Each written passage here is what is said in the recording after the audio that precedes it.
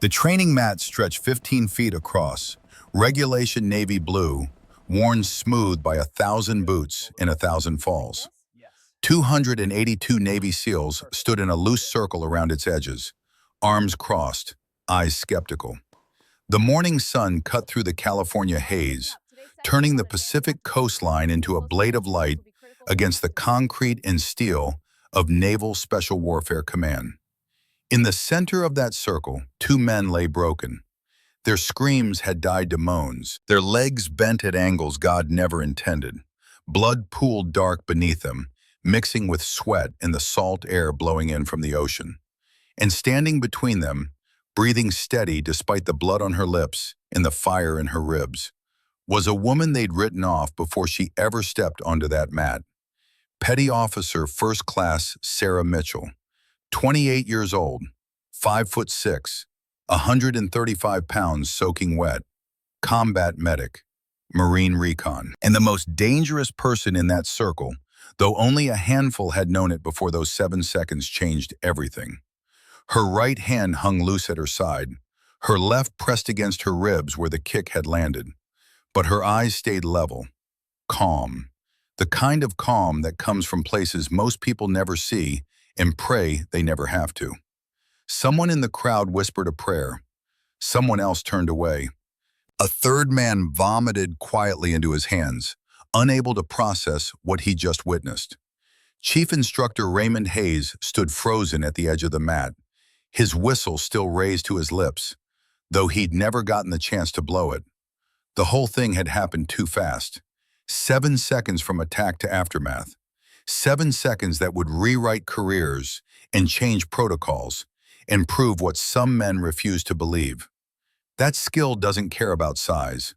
That training beats arrogance. That underestimating the quiet ones is the last mistake you ever make. Sarah's voice cut through the silence, professional and detached, the voice of someone who'd seen worse and kept working. Corpsman to the mat. Captain Stone has a complete ACL rupture with probable patellar fracture. Lieutenant Grant has a spiral fibula fracture with ankle dislocation and vascular compromise. 6-minute window before permanent damage. She didn't ask. She didn't explain. She simply stated facts, then dropped to one knee beside the nearest broken man and started checking his pulse. Because that's what medics do, even when the men bleeding at their feet had just tried to end their career. Even when 282 witnesses watched in stunned silence. Even when every instinct screamed to walk away and let them suffer. You save the life in front of you. Always.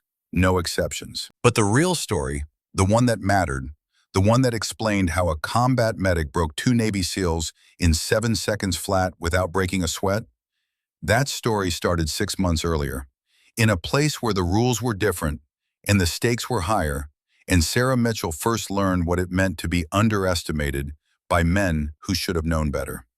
It started in hell, a little slice of Afghanistan called Wardak Province, where the Taliban still owned the night and American blood still stained the rocks and forward operating bases clung to the mountains like desperate prayers. It started with fire. The explosion lifted Sergeant Marcus Webb 3 feet off the ground and slammed him back down like the fist of an angry god. The IED had been buried shallow, command detonated, perfectly timed to catch the patrol as it rounded the narrow pass. The kind of ambush the Taliban had perfected over 20 years of killing Americans who thought they understood this war. Webb went down hard. The 2 Marines behind him went down harder. And the rocks above them came alive with muzzle flashes and the crack of AK-47 rounds punching through the thin mountain air. Sarah Mitchell felt the blast wave before she heard it, a wall of pressure that knocked her sideways into the rocks. Her medical pack slammed into her spine, her rifle clattered against stone, and her training kicked in before her conscious mind caught up, dropping her flat, scanning for threats, counting bodies. 3 down. Webb wasn't moving. The Marines behind him were screaming. The rest of the patrol was returning fire, but the Taliban had the high ground and the numbers, and the kind of religious certainty that made them fearless. 200 meters, maybe less. the distance closing with every burst of automatic fire. Sarah didn't think. She moved, low crawl, pack dragging, rounds sparking off rocks 6 inches from her head. She reached Webb in 15 seconds that felt like 15 hours. Blood everywhere. Too much blood. The kind of blood that meant arterial damage in a 90-second countdown to death. His femoral artery had been shredded by shrapnel. The blood pumped with his heartbeat, bright red, arterial, fatal. In a hospital with a surgical team, he might have had a chance. Out here, in this hellhole, with Taliban closing in and no evac in sight, he was already dead. The math was simple and absolute. Sarah didn't accept the math. Her hands moved with practiced precision, even as rounds cracked overhead and voices screamed for her to get down. Tourniquet first, high and tight on the thigh, ratchet it down until the blood flow stopped. Check pulse. Still there. Thready, but there. Not enough. The shrapnel had torn deep. Internal bleeding. Massive. Unstoppable without surgery. She needed to see the wound, needed to control the source. But her surgical kit was gone, blown 20 feet away by the blast, scattered across rocks she couldn't reach without exposing herself to direct fire. Webb's eyes found hers, glazed, fading. He knew. They both knew. "Stay with me, Sergeant." Her voice was steady. Command, not request. "You don't get to quit on me." She needed tools. She had none. She needed time. She had none. She needed a miracle. She made one instead.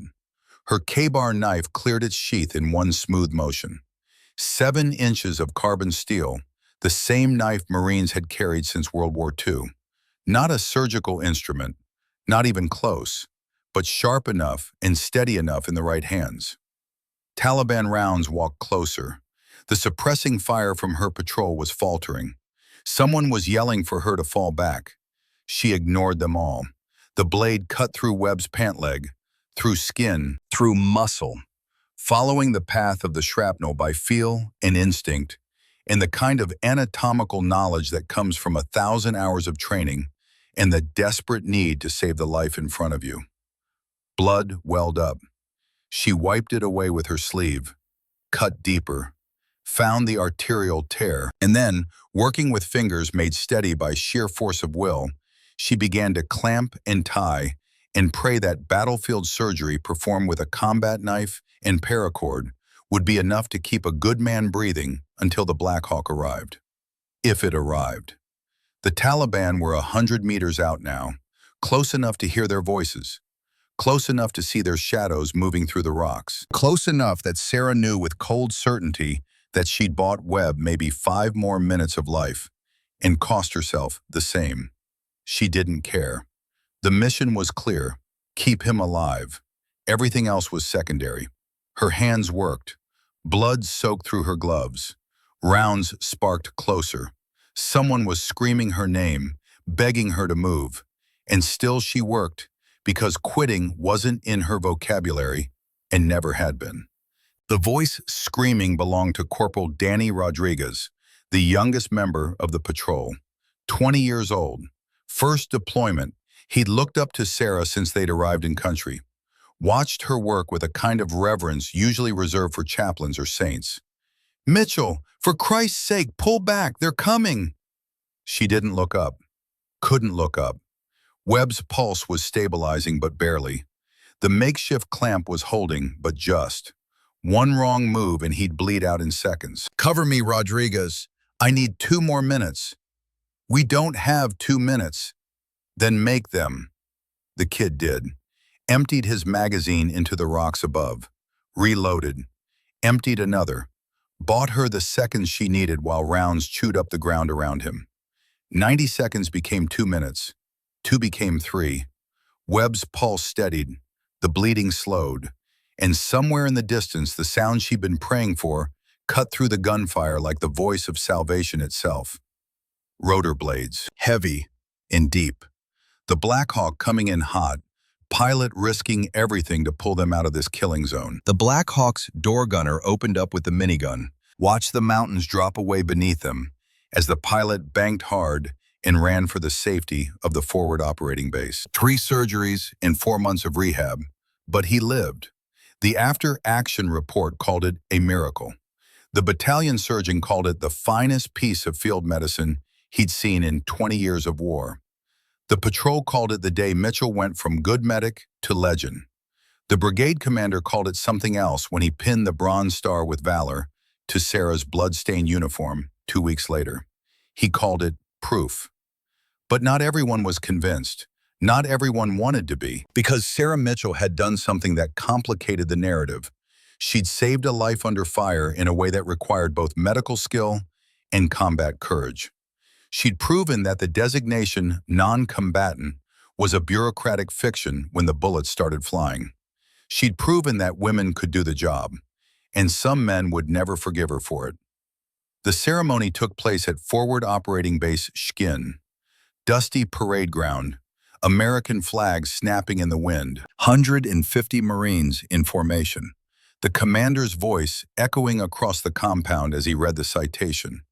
For conspicuous gallantry and intrepidity in action against an enemy of the United States while serving with Marine Recon, Wardak Province, Afghanistan.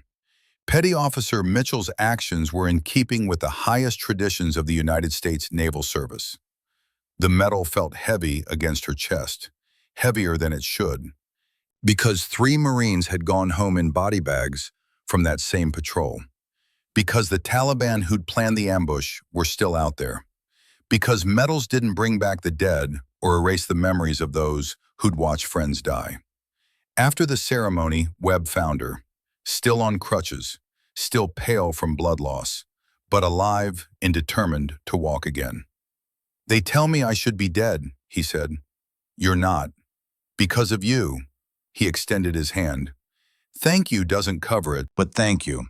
Sarah shook his hand. "Thank Rodriguez. He bought me the time." "I did," and he said the same thing. "Thank Mitchell." Webb's grip was strong despite his condition. "I've got a wife, 2 daughters, 4 and 6 years old. They've got their dad because you wouldn't quit. That's everything, Mitchell. Everything." His voice broke on the last word.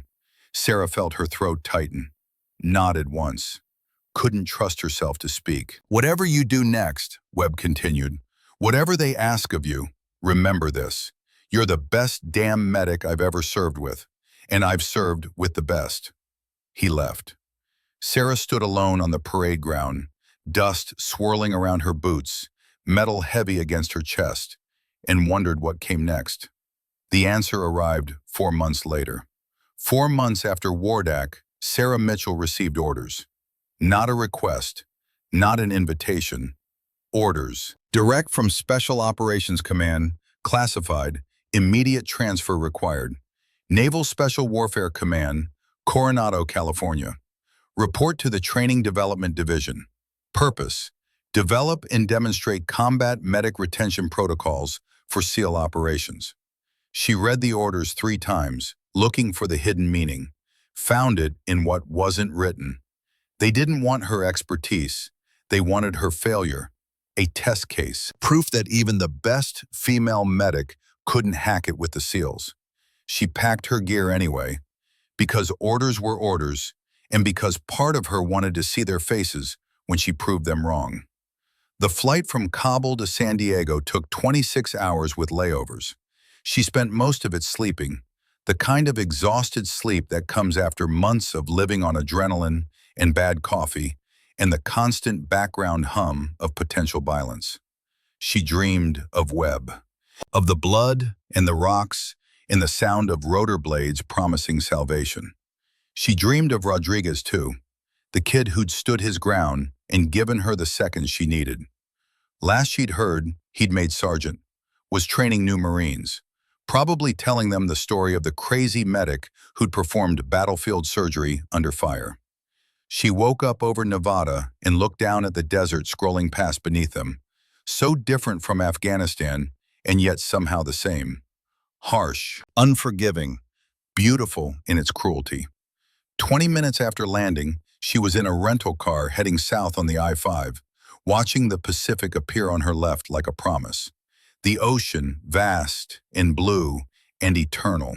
So different from the mountains of Afghanistan. So far from the dust and blood and endless wars that never seem to resolve anything. The base looked like every military installation she'd ever seen. Chain link and concrete and buildings that had seen better decades. But there was something else here too. A weight, a history. This was where SEALs were made, where the best of the best came to prove they belonged. She showed her orders at the gate. The guards studied her ID longer than necessary, eyes flicking from the photo to her face and back again. Finally waved her through without comment. The base operations building was 3 stories of sun-faded paint and narrow windows. She found the training development office on the 2nd floor, knocked once, and entered when a voice called out. Commander James Harwood looked up from his paperwork. 52 years old, gray at the temples, eyes that had seen too much and never forgot any of it. Gulf War SEAL, 3 combat deployments, the kind of officer who'd earned his rank in the places that didn't make the news. Petty Officer Mitchell, welcome to Coronado. He didn't stand, didn't offer his hand, just gestured to the chair across from his desk. I assume you've read your orders. Yes, sir. And I assume you understand what they really mean.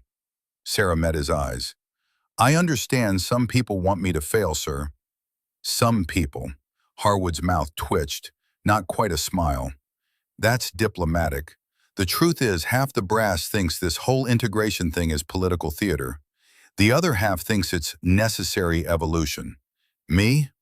I think it's above my pay grade. He pulled a file from his desk. But I read your jacket. Wardak Province. The femoral artery repair under fire. Impressive work. I was doing my job, sir.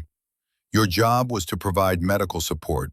You performed battlefield surgery with a K-bar knife while taking fire from hostiles 100 meters out. That's not doing your job, Mitchell. That's rewriting what the job means. He opened the file. You'll be demonstrating combat medic defense protocols, how to engage when surrounded while treating casualties. The SEALs need to see it, command needs to document it, and depending on how it goes, it either opens doors or closes them for every woman who comes after you. No pressure then, sir. None at all. This time he did smile, brief and hard. You'll work with Master Sergeant Raymond Cole. He's our senior hand-to-hand combat instructor, Vietnam-era medic himself before he crossed over to the teams. If anyone can prepare you for what you're walking into, it's him. When do I start? You started the moment you walked through that gate.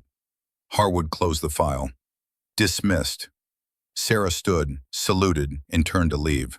His voice stopped her at the door. Mitchell, one more thing. The men you'll be demonstrating for, most of them are good operators, professional, fair. But there's always a few who think the only way to stay on top is to keep others down. You know the type.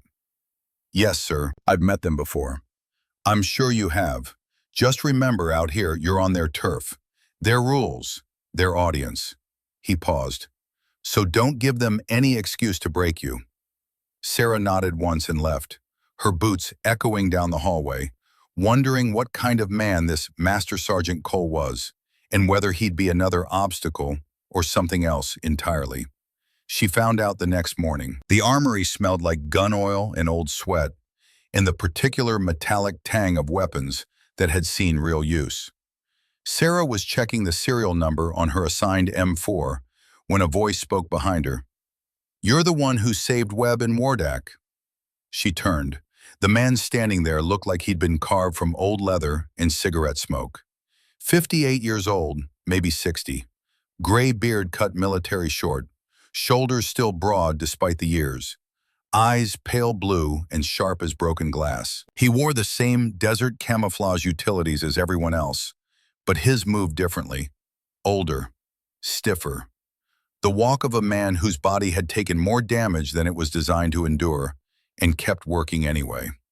A scar ran from his left ear to his jaw. Shrapnel, probably. Old wound. The kind that never quite healed right.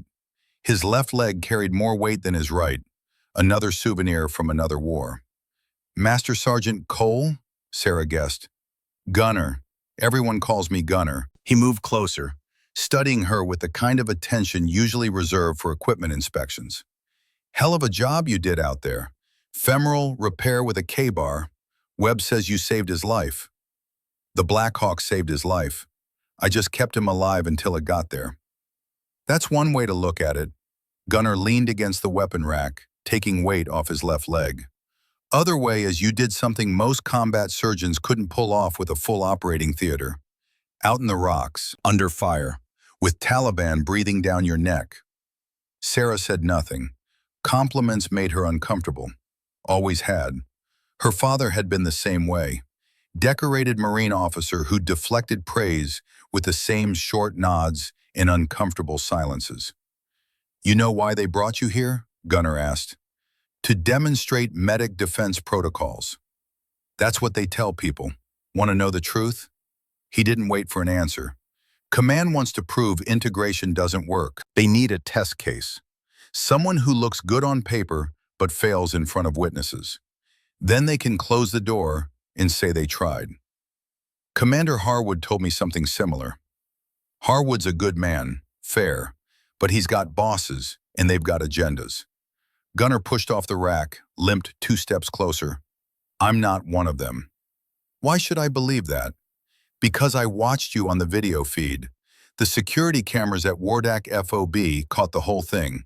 The explosion, the fire. You haul in Webb while rounds sparked off the rocks. His voice went quiet. I've seen that before. Long time ago. Different war. Same courage. Vietnam? Khe Sanh, 1968. I was a medic then, 20 years old and dumb as a box of rocks. My squad got hit during a patrol. Ambush. NVA had us pinned. Our medic went down first. Deliberate targeting. So I grabbed his bag and did what I could. He looked away, jaw working. Wasn't enough. Lost 3 men because I didn't know what I was doing. Didn't have the training. Didn't have the guts to work under fire.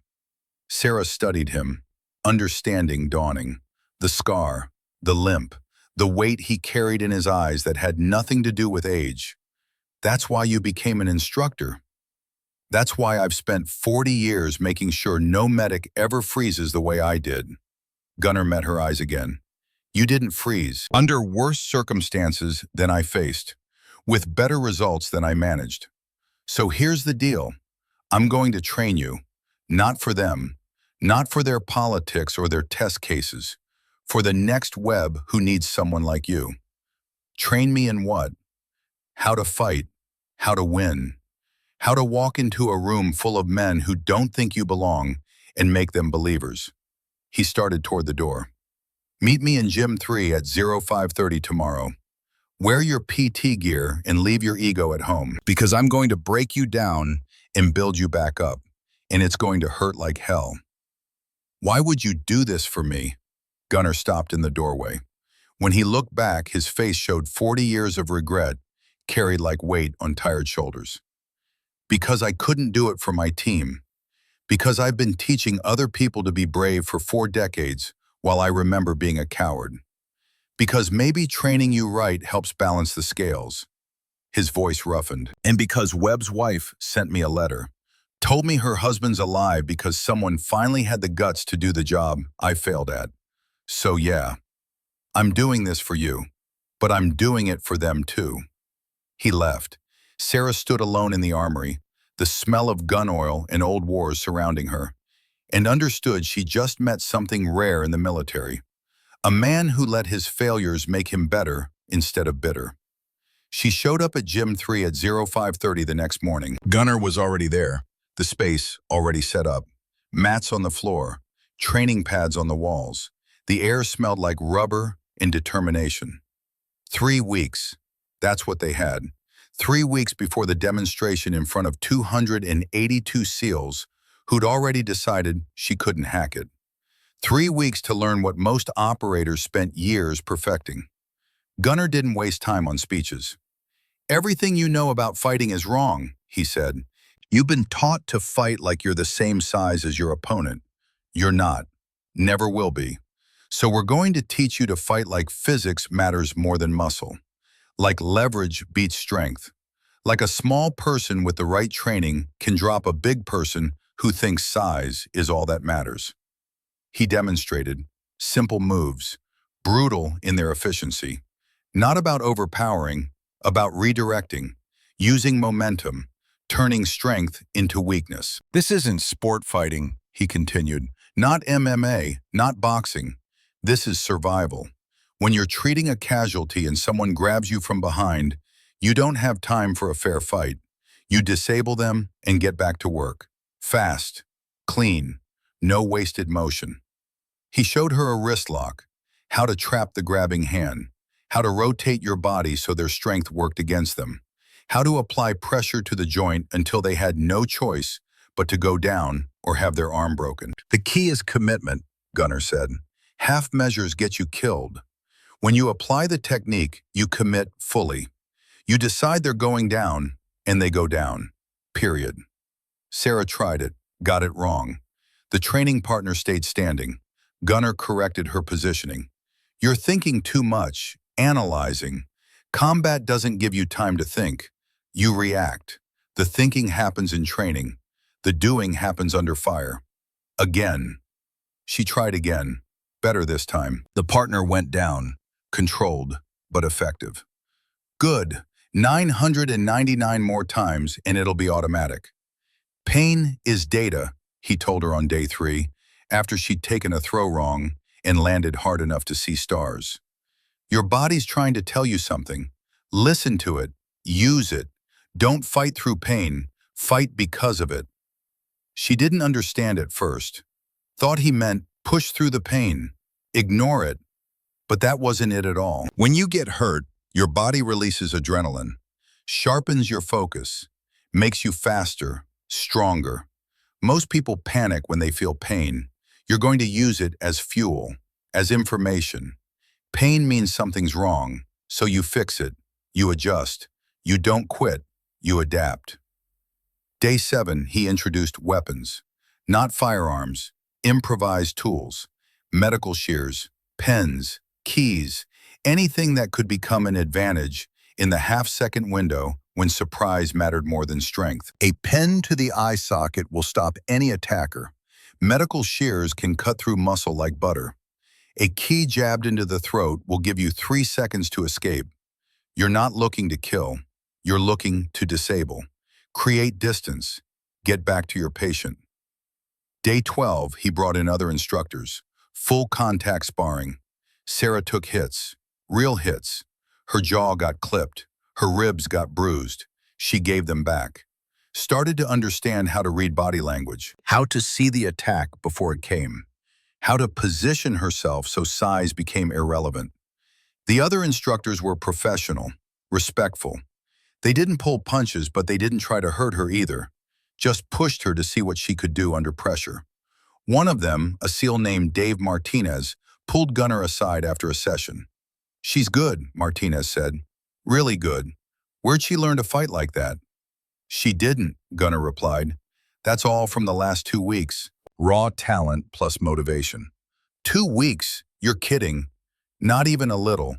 She's got something most operators take years to develop. She's not afraid to get hurt. Doesn't freeze when she takes a hit. Just adjusts and keeps coming.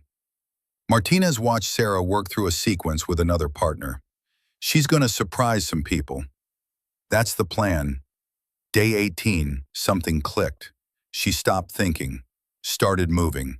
The techniques became instinct, muscle memory, the kind of automatic response that happens when training overwrites hesitation. Gunnar watched her drop a 200-pound SEAL instructor with a wrist lock and hip throw that looked effortless. Nodded once. You're ready, he said. For what? For whatever they throw at you. He pulled something from his pocket, 2 metal tags on a chain, dog tags, old ones, stamped with his name and service number from Vietnam. These kept me alive in hell. Your turn to carry them. Sarah took them, feeling the weight of history and expectation and trust. The metal was worn smooth in places, scratched, dented. They'd seen things, survived things. "Don't let them see you break," Gunner said. "But don't let them break you either. There's a difference, one they need to learn." The demonstration was scheduled for 0800 the following Friday. Sarah spent the week before it running scenarios in her head, practicing the techniques until her body moved without conscious thought, memorizing the layout of the training compound, preparing for every variable she could imagine. She didn't prepare for Derek Stone. Nobody could have prepared for Derek Stone. Captain Derek Stone was 6'3" and 230 pounds of coiled aggression, wrapped in desert camouflage and covered in tattoos that told the story of a life lived violently. Silver Star from Fallujah. Multiple deployments. The kind of SEAL who believed the old ways were the only ways, and any change was betrayal. His tattoos covered both arms and sleeve work. The SEAL Trident on his right shoulder, unit insignias, battle dates, names of fallen brothers. A skull with crossed rifles on his left forearm. The kind of ink that said this man had seen combat and wanted everyone to know it. He'd been golden once, the operator everyone wanted on their team. Fast, strong, fearless. But that was 5 years ago. These days, younger SEALs were outrunning him, outscoring him, making him feel like what he'd sworn he'd never become. Obsolete. His father had been a SEAL. His grandfather had been a Marine raider in World War II. Military service ran in his blood like a genetic imperative. And now, watching younger operators surpass him, watching women try to enter the teams, he felt like everything his family had built was being dismantled piece by piece. Sarah first saw him in the chow hall, 3 days before the demonstration. He sat with a group of younger operators, holding court, voice loud enough to carry across the room. "Heard they're bringing in a female medic to teach us combat techniques," he was saying. "What's next? Yoga? Maybe some aromatherapy to help us deal with our feelings?" Laughter from his table, not from others. The older SEALs kept eating, eyes down, not engaging. But Derek's audience, the younger ones desperate for his approval, laughed right on cue. Tyler Grant laughed the loudest, 25 years old, fresh from BUD/S, hero worship in his eyes every time he looked at Derek. His own father had been killed in Mogadishu during the Black Hawk Down incident. Tyler had grown up with that shadow, that legacy, that impossible standard to live up to. Sarah got her food and found a seat across the room. Didn't react, didn't engage, let it roll off like water. But Gunner noticed. He always noticed. Sat down across from her, tray loaded with food he'd barely touch. "That's Stone," he said quietly. "Decorated, dangerous, and scared out of his mind that the world's changing and he's not changing with it. I've met the type before. I'm sure you have. But here's what you need to know. Stone's not just an asshole. He's a wounded animal. And wounded animals are unpredictable." Gunner pushed rice around his plate. "Watch yourself around him. He's the kind who'll smile while he puts the knife in. You think he'll try something? I know he will. Question is, when and how?" Gunner's eyes tracked Derek across the chow hall. "Man like that, he can't help himself. He sees you as everything wrong with the modern military. You succeed, it proves his worldview is outdated. He can't allow that. So what do? Be ready, trust your training, and remember you don't have to prove anything to him. You just have to do the job." The next encounter came 2 days later. Sarah was running through final prep in the training compound, working through defensive scenarios with one of the junior instructors. Professional, focused, doing her job. Derek walked past with his shadow, Tyler Grant, close behind, fresh from BUD/S, eager, desperate to prove himself to the men he idolized. "Looking good, Doc," Derek called out. "Very graceful, like a ballerina." Tyler laughed, loud and performative. Sarah ignored them, finished her sequence, reset. Derek stopped walking, turned. "I'm talking to you. I heard you, Captain, I'm working." "Working, right." He moved closer, into her space, using his size like a weapon. You really think you can teach SEALs how to fight? You? Sarah met his eyes, kept her voice level. I think I can teach combat medics how to defend themselves while treating casualties. That's what I'm here for. Yeah, that's what they tell us. But we both know the truth, don't we? Derek's smile was all teeth and no warmth. This is about politics, about proving something that can't be proven. And when you fail, they'll blame you instead of the stupid idea that put you here. If I fail, it'll be my responsibility, nobody else's. Confidence, I like that. Derek leaned in closer, voice dropping. But confidence doesn't stop bullets, doesn't win fights, doesn't change reality. And the reality is, you don't belong here. You're a liability waiting to happen. Gunner's voice cut across the compound like a whip crack. Stone, you got something to say? Say it to me. Derek straightened, stepped back. The smile never left his face. Just making conversation, Master Sergeant, getting to know our instructor. Get to know her on your own time. Right now you're disrupting training. Understood. Derek nodded to Tyler, started to walk away, stopped, looked back at Sarah. Good luck Friday. You're going to need it. They left. Sarah released a breath she hadn't known she was holding. Gunner joined her on the mat. He's going to try something. I know. I mean it. Stone's not the type to let this go. He sees you as a threat to everything he thinks he is. Men like that, they don't just compete, they eliminate. What do you want me to do, back out? Hell no. I want you to be ready. Gunner's expression was grave, because when he comes at you, and he will, it won't be according to the rules. It'll be designed to hurt, to humiliate, to prove his point in front of everyone who matters. Then I'll defend myself. You'll do more than that. Gunner pulled out his dog tags, the ones he'd carried through Vietnam, and placed them in her hand.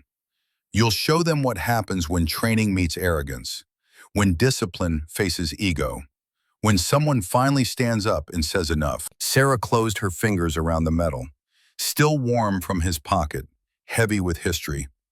I won't let you down, she said. I know, but this isn't about me. It's about every medic who ever had to fight while trying to save a life. It's about Webb and the next Webb, and the one after that. It's about proving the mission matters more than the politics. His voice roughened. And it's about showing Derek Stone that the world's already changed, whether he likes it or not. That night, Sarah couldn't sleep. She lay in her bunk in the barracks, staring at the ceiling, Gunner's dog tags resting on her chest. The metal was cool now, solid, real. She thought about her father, Staff Sergeant Michael Mitchell, killed in Iraq in 2007 when she was 19. He'd written her a letter before he died. She kept it folded in her locker, read it so many times she'd memorized every word. Baby girl, it said, if you're reading this, I'm gone, but I need you to know something. The world is going to try to break you. It'll tell you you're not strong enough, smart enough, good enough. Don't believe it. You're a Mitchell. We don't break. We stand. We fight. We protect the people who can't protect themselves. And we never, ever back down from doing what's right, even when it costs us everything. I love you. Make me proud. Dad. She'd carried those words through 3 deployments, through Wardak, through every moment when quitting seemed easier than continuing. Tomorrow, she'd carry them into that circle, with Gunner's tags around her neck and her father's words in her heart. And whatever happened, she wouldn't break. Friday came too fast and not fast enough. Sarah woke at 04:30, ran 6 miles, ate breakfast alone, put on her uniform with the same care she'd shown before going outside the wire in Afghanistan, slipped Gunner's dog tags over her head, felt them settle against her chest, hidden beneath her shirt. At 07:45, she walked to the training compound. The morning sun was already hot. The Pacific wind carried salt and promise. Somewhere in the distance, recruits were running cadence, the normal sounds of a military base preparing for another day. But today wasn't normal. Today was judgment, test, proof. One way or the other, everything changed after this morning. 282 Navy SEALs were already assembled when she arrived. They formed a loose ring around the training mat, arms crossed, faces skeptical. Some she recognized from the chow hall, others were strangers. All of them watching, evaluating, most of them already decided. Commander Harwood stood at one edge, clipboard in hand, expression neutral. Jake Mendez, one of the senior corpsmen, caught her eye and nodded. Small gesture, but it meant something. Gunner stood at the opposite edge. He didn't nod, didn't smile, just looked at her with those pale blue eyes that had seen Quezon and survived and spent 40 years trying to atone.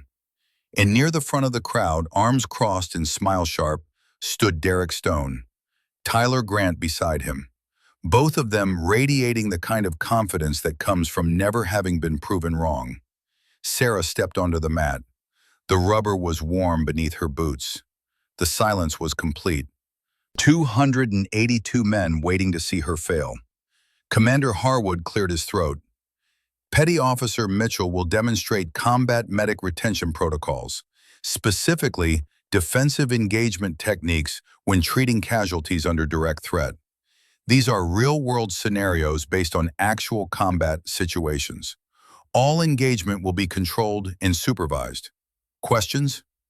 Silence. Proceed. Sarah took a breath, let it out slow, found her center, felt the weight of Gunner's dog tags against her chest, remembered Webb's blood on her hands and Taliban rounds sparking off rocks and the sound of the Black Hawk coming to save them. Remembered that she'd survived worse than this, done harder things than this, proven herself in places where the stakes were life and death instead of careers and egos. This was just another mission, another day at work, another chance to show what she was made of. She began with simple demonstrations: escape from a rear grab, defense against a knife attack, techniques that looked easy but required perfect timing and positioning. The first volunteer was professional, careful. They moved through the sequence without incident. Polite applause from some of the crowd, skeptical silence from others. Second demonstration, more complex. Multiple attackers taking turns. Sarah flowed through the defenses like water, redirecting momentum, using leverage, making it look effortless. More applause. Some of the skepticism fading. Even Derek had stopped smiling. Third demonstration, a larger SEAL, 240 at least, real size difference, real test of the techniques. He came in hard, playing his role, and Sarah dropped him with a wrist lock and hip throw that left him on his back, tapping out, nodding respect. This time the applause was genuine, scattered but real. The tide was turning. And that's when Derek Stone stepped forward. Impressive, he called out. Very graceful. But that's all choreographed, isn't it? He's helping you, waiting his turn. Out in the real world, threats don't take numbers. Sarah turned to face him. You have a question, Captain? Not a question, an observation. Derek moved to the edge of the mat, Tyler following like a shadow. No medic faces one attacker. They face multiples. Chaos. Real violence. He smiled. So how about we see what happens with two attackers? No choreography, just response. The compound went silent. Commander Harwood stepped forward. Stone, that's not in the demonstration protocol. I'm just asking to see real-world application, sir. Isn't that the point? Derek's voice was reasonable, rational, the kind of logic that sounded good and hid poison underneath. Or are we saying that techniques don't work unless everyone cooperates? Harwood looked at Sarah. She could see the question in his eyes, the offer to shut this down, to stick to the plan, to not take the bait. Sarah looked at Gunner. He stood absolutely still, not nodding, not shaking his head, just watching, trusting her to make the call. She looked at Derek, at Tyler, at the 280 men waiting to see what she'd do. Made her choice. Two attackers, she said. Full scenario, I'll demonstrate. Derek's smile widened. Outstanding. Tyler, you're with me. They stepped onto the mat. The crowd pressed closer. The morning sun beat down. Somewhere in the distance, the ocean whispered against the shore. And Sarah Mitchell, 28 years old, combat medic, Marine recon, stood in the center of a circle and prepared to show 282 Navy SEALs exactly what happened when arrogance met training, when ego met discipline, when men who thought they were untouchable learned they were wrong. 7 seconds. That's all it would take. 7 seconds to change everything. The clock started now. Derek Stone and Tyler Grant moved into the circle with the easy confidence of men who'd never lost a fight they expected to win. Derek rolled his shoulders, a boxer's habit, muscles flexing beneath his tan t-shirt. Tyler bounced on the balls of his feet, nervous energy disguised as readiness. Around them, the crowd compressed. 282 SEALs forming a tighter ring now, sensing something in the air. The shift from demonstration to something else. Something unscripted. The kind of moment that gets remembered and retold until it becomes legend. Commander Harwood raised one hand. This remains a controlled demonstration. No strikes to the head, no intentional trauma. You will simulate engagement only. Is that understood? Yes, sir, Derek said, but his eyes never left Sarah. Tyler nodded, but the grin on his face told a different story. Chief Instructor Hayes moved to the edge of the mat, hand near his whistle. Gunner Cole stood absolutely still, arms at his sides, watching. His pale blue eyes tracked every micro movement, reading the setup like he'd read 1,000 ambushes before it. Sarah centered herself, felt the dog tags against her chest, remembered Gunner's words from that morning. Pain is data. Use it. She checked her footing, adjusted her stance, opened her hands. The mat beneath her feet was 15 feet across. Nowhere to run, nowhere to hide. Just physics and training and the absolute certainty that what was about to happen wasn't going to follow the rules Derek had just agreed to. She could see it in the way he moved, the way Tyler mirrored him. This wasn't two men preparing for a demonstration. This was two predators coordinating a kill. The question was whether they understood they'd picked the wrong prey. Derek began to circle. Slow, deliberate. Tyler moved opposite, creating angles. Standard SEAL tactics. Divide attention, force reaction. Overwhelm through coordination. Sarah rotated, keeping both in her peripheral vision. Not panicking, not rushing, just tracking. The way she'd tracked Taliban positions in Wardak. The way she'd learned to see threats in the half second before they materialized.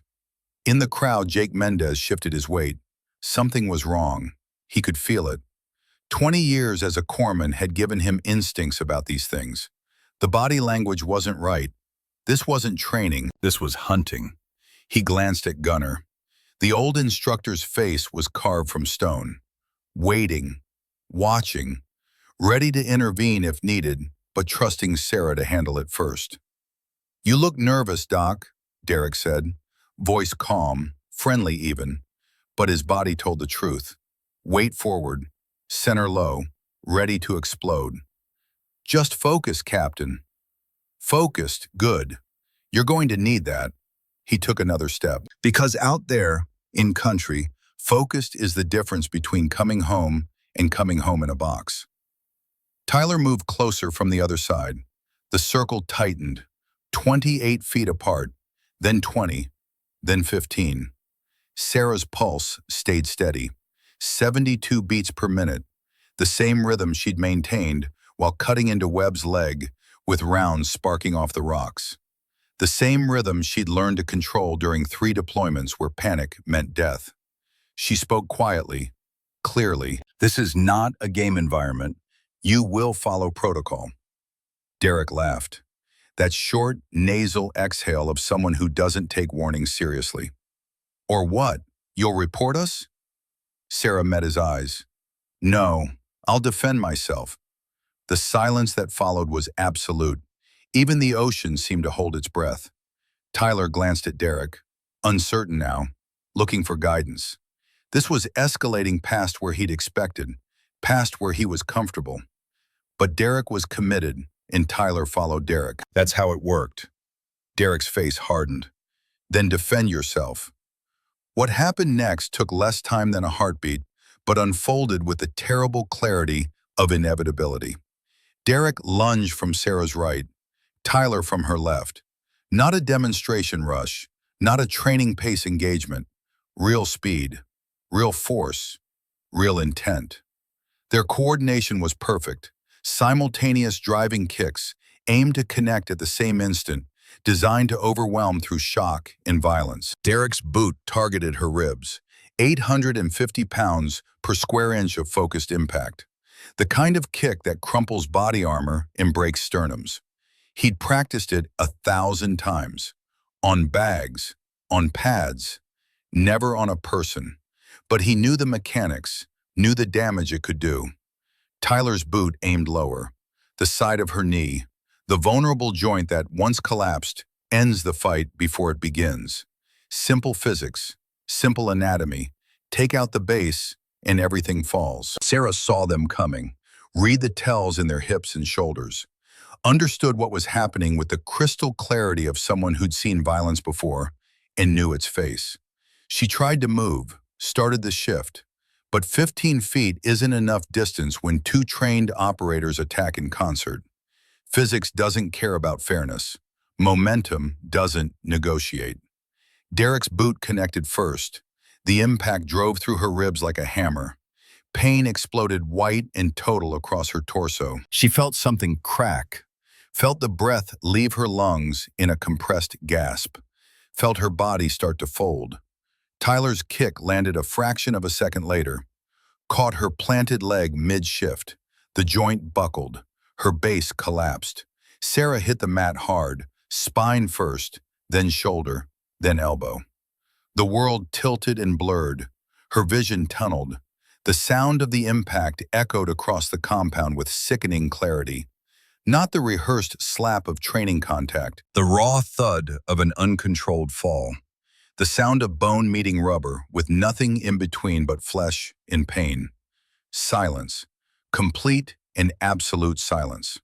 282 Navy SEALs stood frozen, mouths open, eyes wide, unable to process what they just witnessed. The demonstration had shattered. The illusion of control had evaporated. This wasn't training anymore. This was assault. Commander Harwood took one step forward, stopped. His hand moved toward his sidearm, hesitated, fell back to his side. This had crossed a line. But intervening now, before understanding what happened, could make things worse. Chief Hayes stood with his whistle raised, but no sound came out. His throat had locked. 23 years teaching combat techniques, and he'd never seen anything like this. Never seen operators cross that line so blatantly. Even the ocean noise seemed to die. The wind stopped. The world contracted to 15 feet of training mat, and the woman lying broken in the center. Gunner Cole's face went white, then red. His hands clenched into fists. 40 years of discipline warred with 40 years of rage at men who used strength to hurt instead of protect. But he didn't move, couldn't move. Not yet, not without making this worse. Because he saw what others didn't, saw Sarah's chest rising and falling, saw her fingers twitch, saw the calculation happening behind her eyes, even as blood trickled from the corner of her mouth. She wasn't done. She was processing, converting pain to data like he'd taught her, deciding what came next. Sarah lay on the mat, motionless, blood trickling from the corner of her mouth where she'd bitten her lip on impact, her right side screaming where the rib had cracked, her left knee throbbing where the joint had hyperextended. Derek stood over her, breathing hard, not from exertion, from adrenaline, from the rush of dominance, from the certainty that he'd just proven his point in front of everyone who mattered. Tyler backed up 2 steps, his grin fading, starting to understand what they'd done, what it looked like, what it meant. The way Harwood was staring, the way the crowd had gone silent, not impressed, horrified. "Shit," he whispered. "Derek, I think we..." "She's fine," Derek said, voice loud, projected across the compound. "Just got the wind knocked out of her." Happens in training. She accepted the scenario. We delivered. But Sarah wasn't fine. She was calculating, processing, converting pain to data the way Gunnar had taught her. The cracked rib was 7th intercostal, non-displaced. Painful but not critical. The knee was hyperextended but stable. Hurt like hell but functional. She could move, could stand, could fight. The question was whether she should. The answer came from somewhere deep, not from training, not from orders, from the part of her that had crawled through Taliban fire to save Webb, from the part that had learned as a child that the world doesn't reward quiet suffering, from the part her father had built into her before he died in Iraq, his last letter still folded in her locker. "Don't let them break you, baby girl, and don't break yourself trying to fit into their world. Break their world if you have to, but stand." Sarah's hand found the mat, fingers spread, pressed down. Her gloves scraped against the rubber with a sound that somehow carried across the entire compound. A sound that made 282 men hold their breath. She pushed. Her body rose, slow, deliberate. Each movement controlled despite the pain screaming through her ribs. She got her feet under her, stood, blood on her lips, dog tags hanging visible now outside her shirt, eyes locked forward, at Derek, at Tyler, at the two men who just crossed a line they could never uncross. The crowd gasped. Someone whispered, "Jesus Christ." Another operator took an involuntary step forward, then stopped, uncertain what to do. Her voice came out, quiet, flat, but it carried to every corner of that compound. "You've crossed into live response." 5 words, that's all it took. 5 words to rewrite the rules, to transform demonstration into survival, to tell every man watching that what happened next wasn't her choice anymore. It was theirs, and they'd already made it. Derek's smile faltered, just for a second, a flicker of doubt crossing his face before arrogance buried it again. She was supposed to stay down, supposed to quit, supposed to prove she couldn't handle it. Instead, she was standing, blood on her mouth, dog tags visible, eyes like ice. "You want to keep going?" he asked. "After that, you can barely stand." Sarah didn't answer. She adjusted her stance, weight distributed, hands open, every muscle coiled but relaxed. The paradox of readiness that takes years to master. And something changed in her posture, something that made the hair on the back of Jake Mendez's neck stand up, made Gunnar close his eyes briefly in recognition, made 3 senior SEALs in the back exchange knowing glances. They'd seen this before, in Fallujah, in Ramadi, in Helmand Province. The moment when someone stops defending and starts eliminating. When survival protocols suspend and combat instinct takes over. Tyler looked at Derek. "Man, maybe we should." She accepted the scenario, Derek cut him off. She wanted 2 attackers. We're just following through. He started to circle again. Slower this time, more cautious. Something in Sarah's posture had changed. Something that made the reptile part of his brain whisper warnings his ego refused to hear. In the crowd, Jake Mendez leaned toward another operator. "He's making a mistake." "What do you mean?" "Look at her eyes. That's not fear. That's target acquisition." 3 senior SEALs near the back had already figured it out. They'd seen that look before. In Fallujah, in Ramadi, in Helmand Province. The look someone gets right before they stop defending and start destroying. The look that says survival protocols are suspended. That hesitation is dead. That what comes next is going to be fast and permanent, and nobody walks away unchanged. Sarah spoke again, still quiet, still level. "Last chance, back to protocol." Derek cracked his knuckles. The sound echoed like gunshots. "We're way past protocol, sweetheart." "I know." 2 words.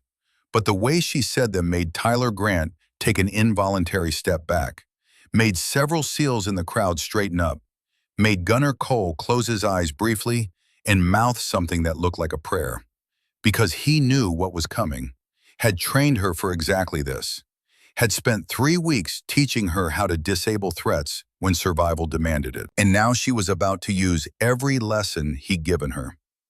Derek didn't see it, or saw it and didn't care. He'd committed now, in front of everyone who mattered, in front of the men he needed to impress. Backing down wasn't an option. Admitting mistake wasn't possible. So he attacked, fast, training speed fast, the kind of explosive movement that comes from years of breaching doors and clearing rooms and trusting that speed and violence of action solve every problem. He came straight in, no feint, no setup, just a driving charge meant to bulldoze through whatever defense she could muster. His forearm up, aimed to catch her sternum, use his weight to pin her, end this in one overwhelming surge. Sarah wasn't there. She rotated. One smooth motion, her left foot pivoting like a compass point, her body flowing around his charge the way water flows around stone.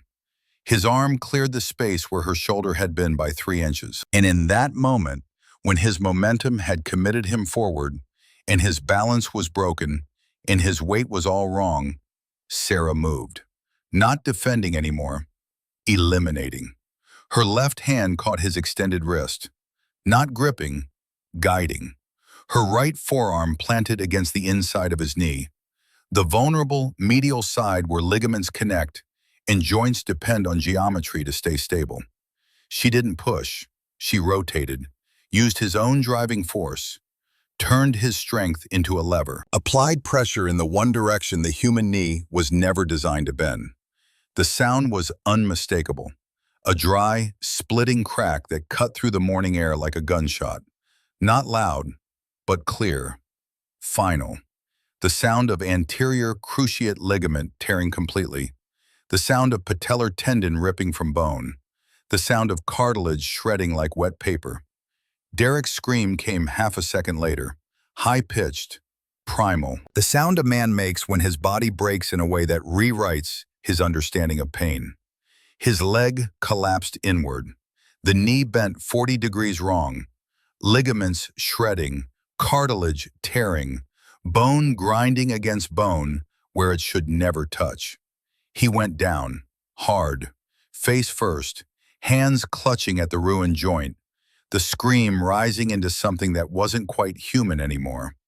A sound no one in that compound would ever forget. The sound of consequence meeting arrogance at terminal velocity.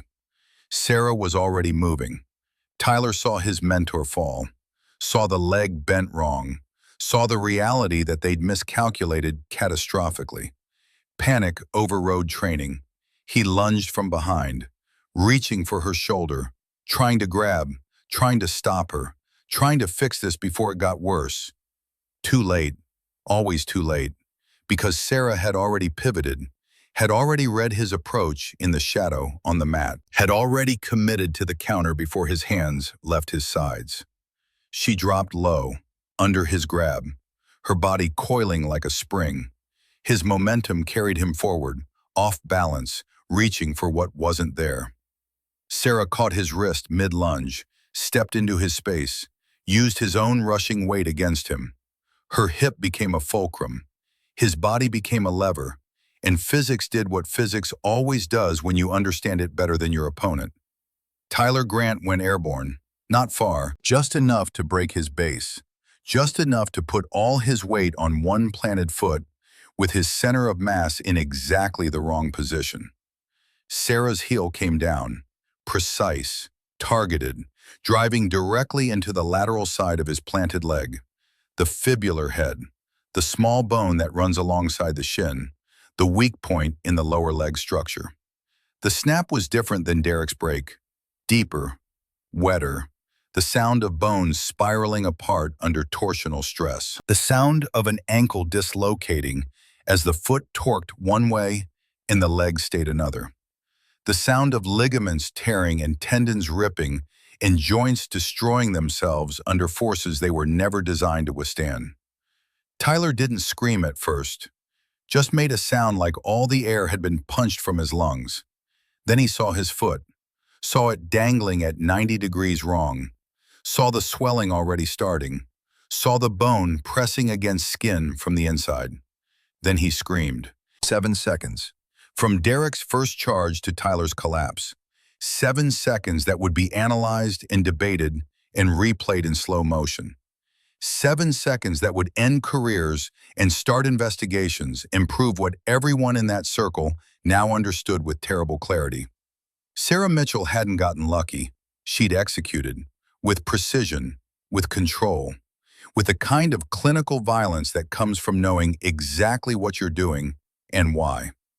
2 men down, 2 legs broken, 1 medic standing. The silence was deafening. 282 SEALs stood frozen, some with hands half raised, some with mouths open, some with expressions that said they were witnessing something they'd never forget. Near the back, one operator turned and vomited. Another crossed himself. A third just stared, eyes wide, processing the impossible. That a woman half their size had just disabled 2 SEAL-trained operators in less time than it took to process what was happening. Jake Mendez broke the paralysis. "Jesus Christ," he whispered. Then louder, "Corpseman! We need medical, now!"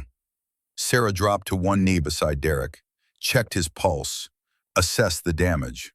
Her voice remained steady, professional.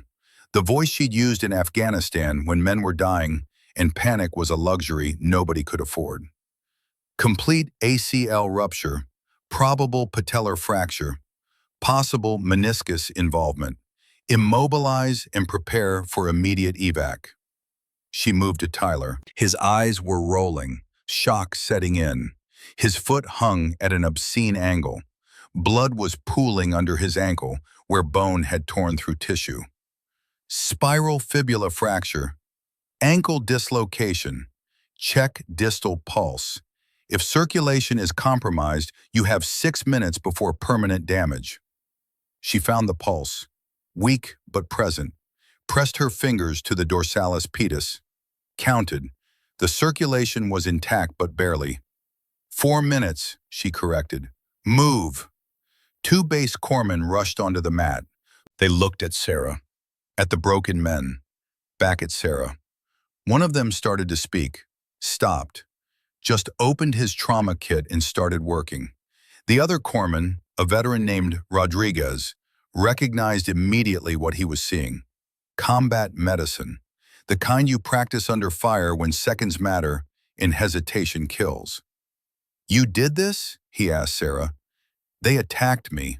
I defended myself." Rodriguez looked at Derek's knee, at Tyler's ankle, at the precision of the injuries. These weren't wild swings. These were surgical strikes. Deliberate disabling of specific anatomical structures. You broke them in specific ways. I used appropriate defensive techniques. The injuries resulted from their momentum applied against stable joint structures. Rodriguez nodded slowly, understanding. She'd used their own force against them. Classic martial arts principle, except executed with combat precision and zero hesitation. Sarah stood, blood still on her lips from where she'd bitten through during the impact. Right hand pressed against her ribs where the kick had landed, but upright, steady, in control. Derek's voice cut through his pain, raw, vicious. "You fucking bitch, you broke my leg. My career is over." Sarah looked down at him. Her expression didn't change. "You attacked me, Captain. I defended myself. File a complaint." "This was a demonstration. You went too far." "No." Sarah's voice went quiet, almost gentle. "You went too far. I just finished it."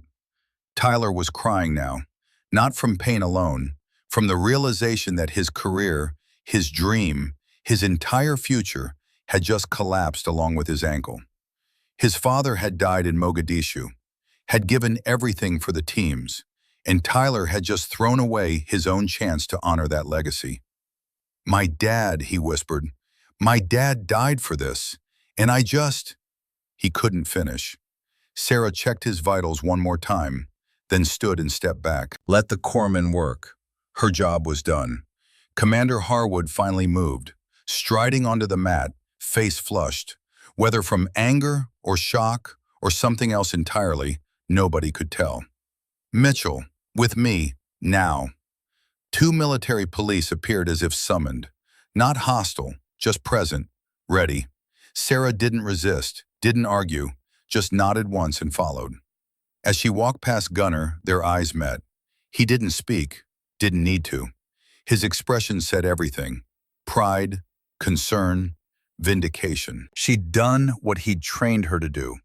Defended herself against real attack. Used the minimum force necessary to neutralize the threat. And she'd done it in front of witnesses who could never claim she was the aggressor. Now came the reckoning. The crowd parted as she walked through.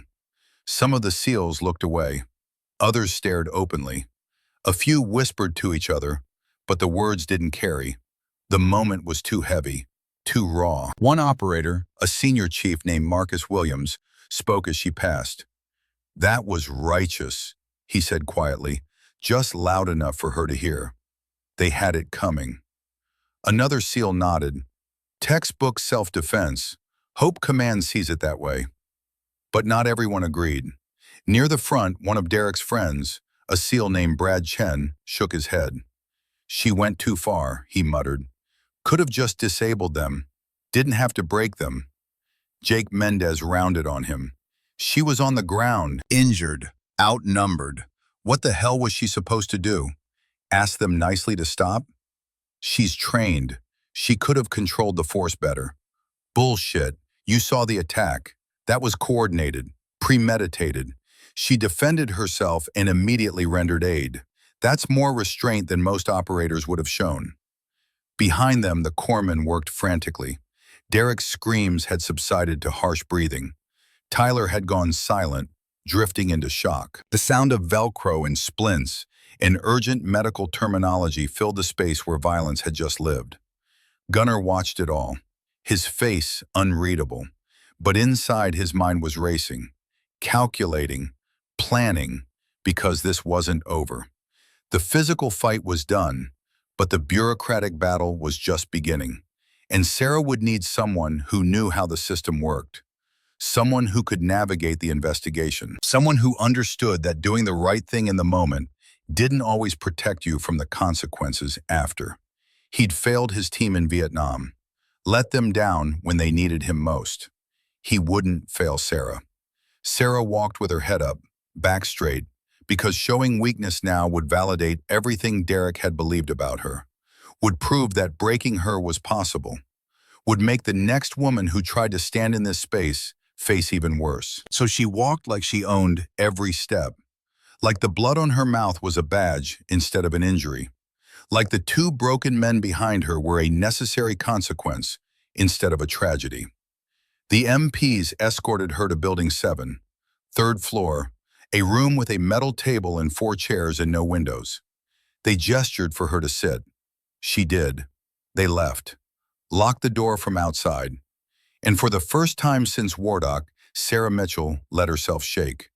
Not from fear, from aftermath, from the adrenaline finally crashing, from the understanding that she'd just ended 2 careers, and possibly her own, in 7 seconds of violence that would be scrutinized and questioned and judged by people who'd never had to make that choice.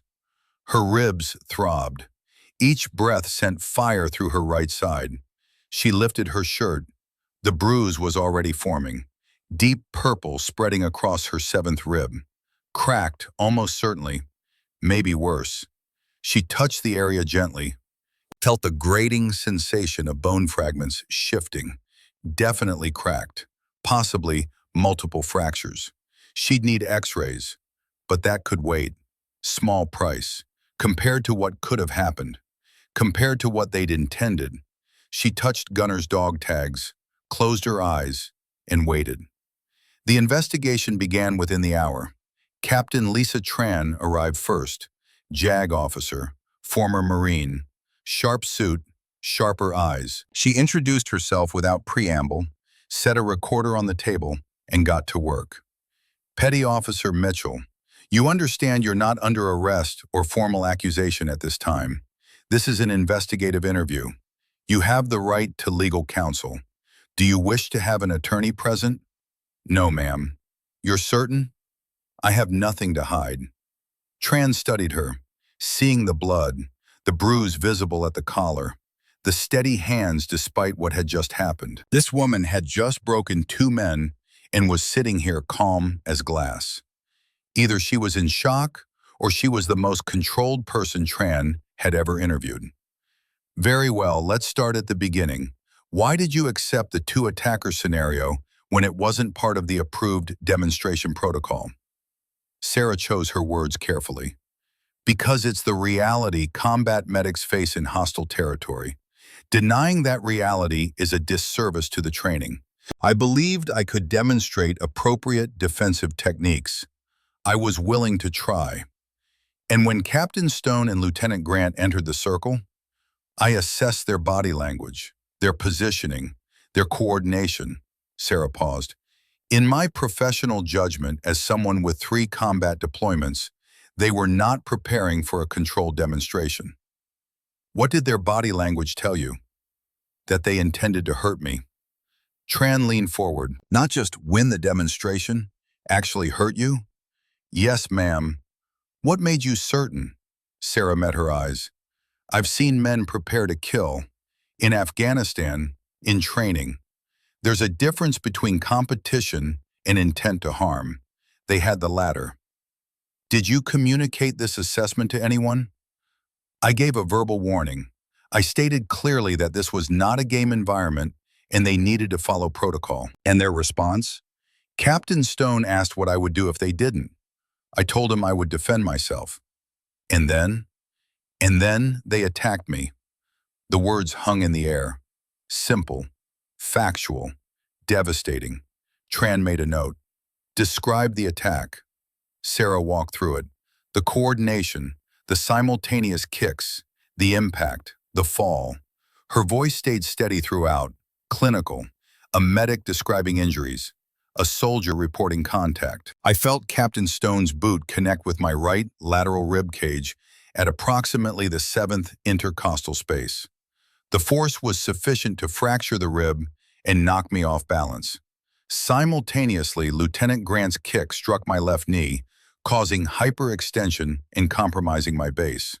I fell to the mat, striking my spine, shoulder, and elbow in succession. And your response? I defended myself using appropriate force escalation. Appropriate?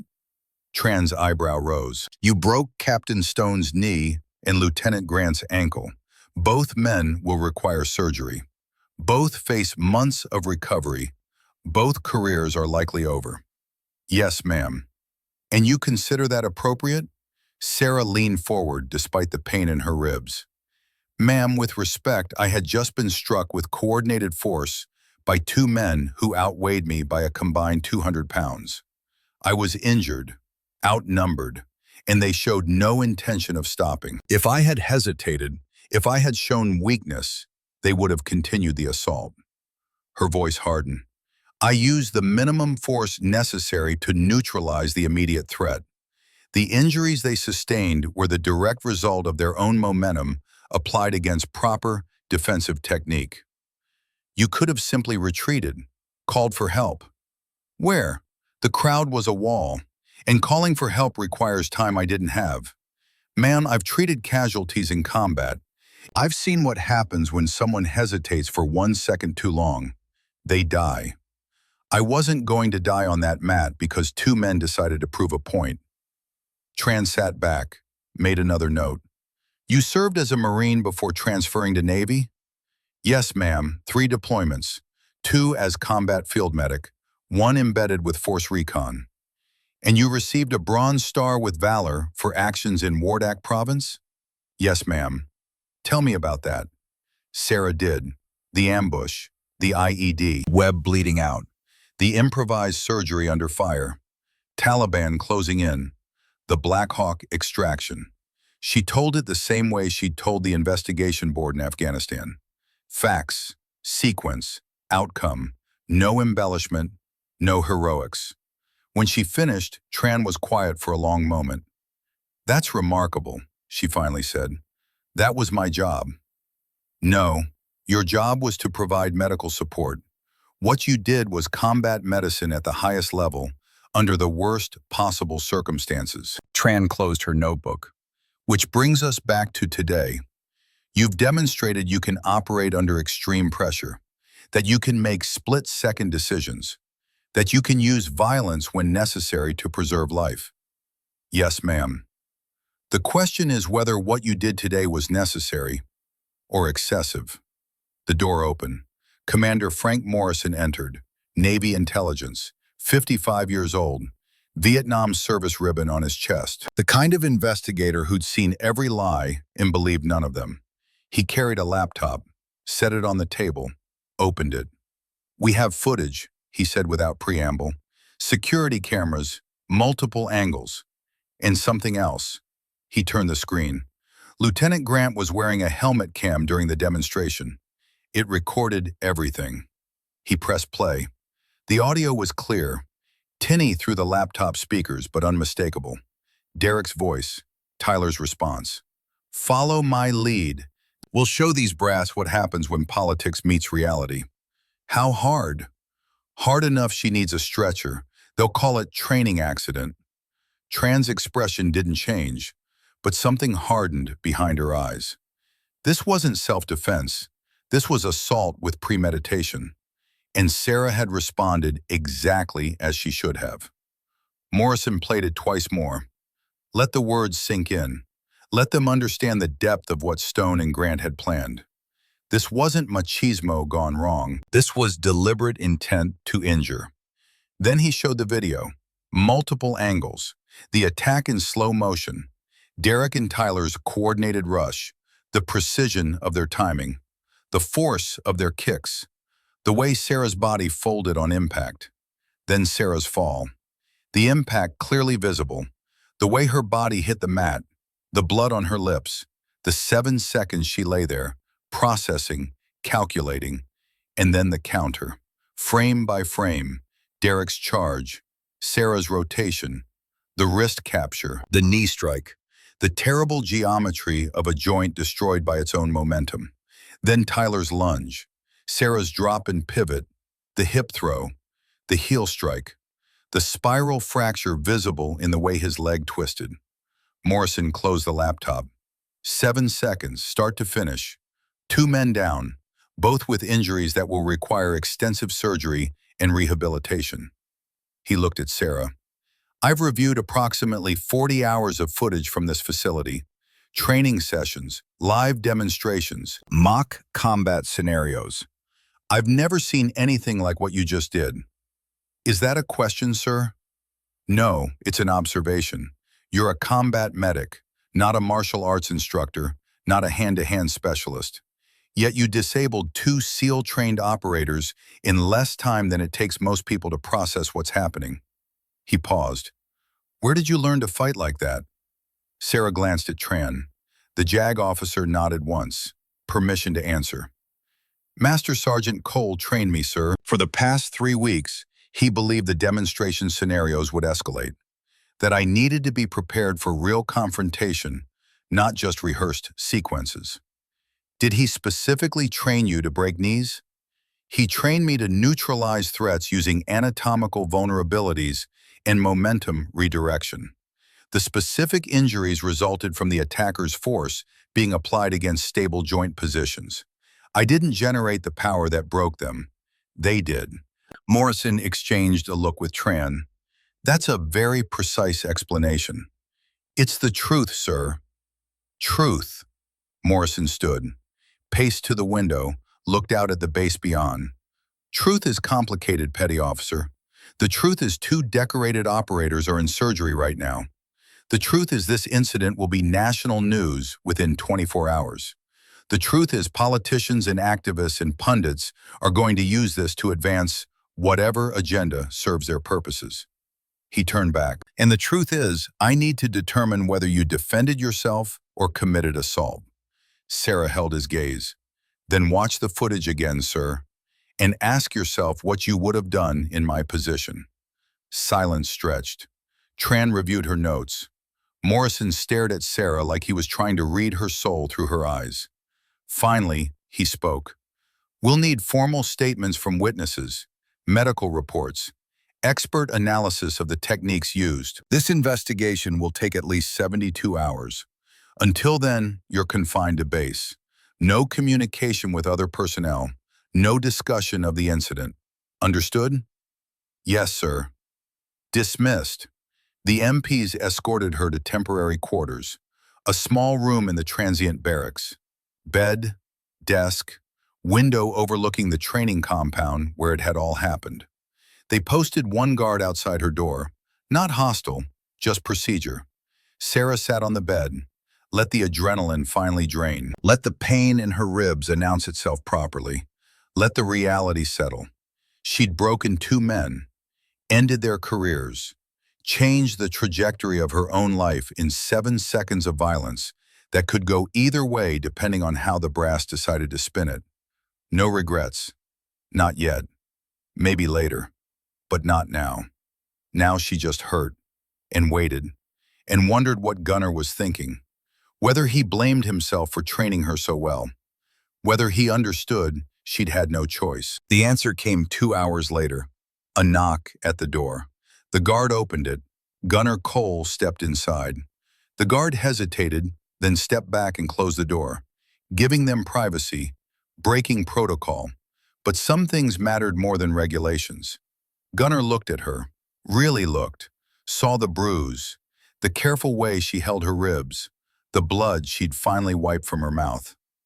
"How bad?" he asked. "Cracked rib, maybe 2, nothing displaced.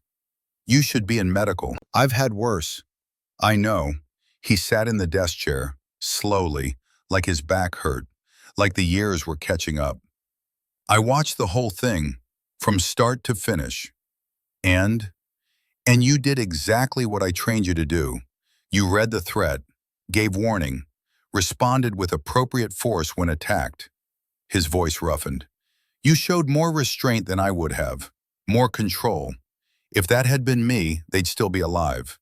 But they wouldn't be walking ever again. I didn't want to hurt them. I know, but they gave you no choice. And every man in that compound knows it." Gunnar leaned forward. "They're calling it the 7-second battle. Already got a name. Some are saying you went too far. Most are saying Stone and Grant got exactly what they asked for." "What are you saying?" Gunnar was quiet for a long moment. When he spoke, his voice carried the weight of decades, of caisson and lost brothers, and 40 years of trying to make peace with failure. "I'm saying I've been training SEALs for 26 years. I've seen the best operators this country produces. The strongest, the fastest, the most technically proficient." He paused.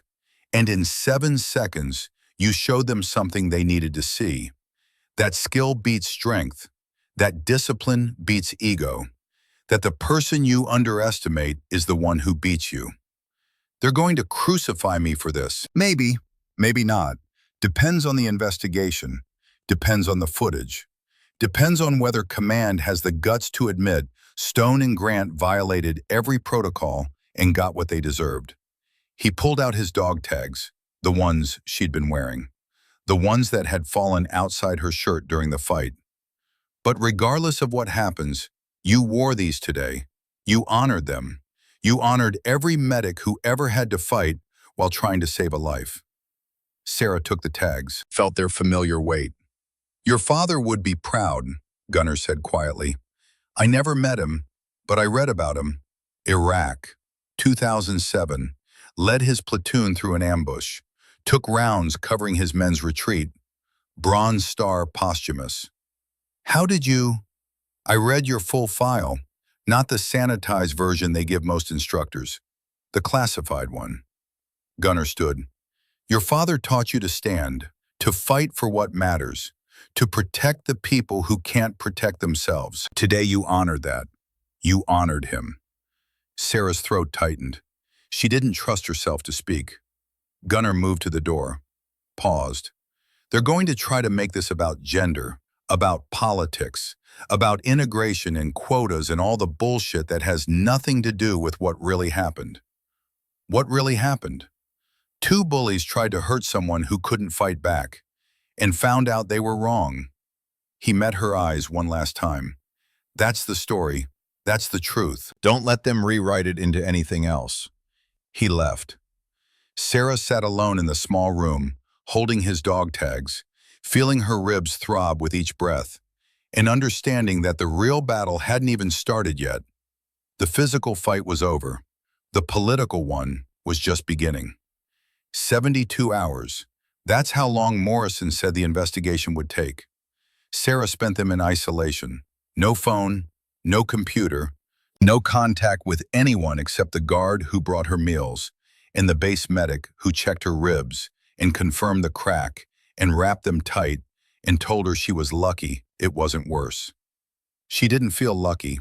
She felt like a prisoner waiting for a verdict that would determine the rest of her life. On hour 48, they brought in the witnesses.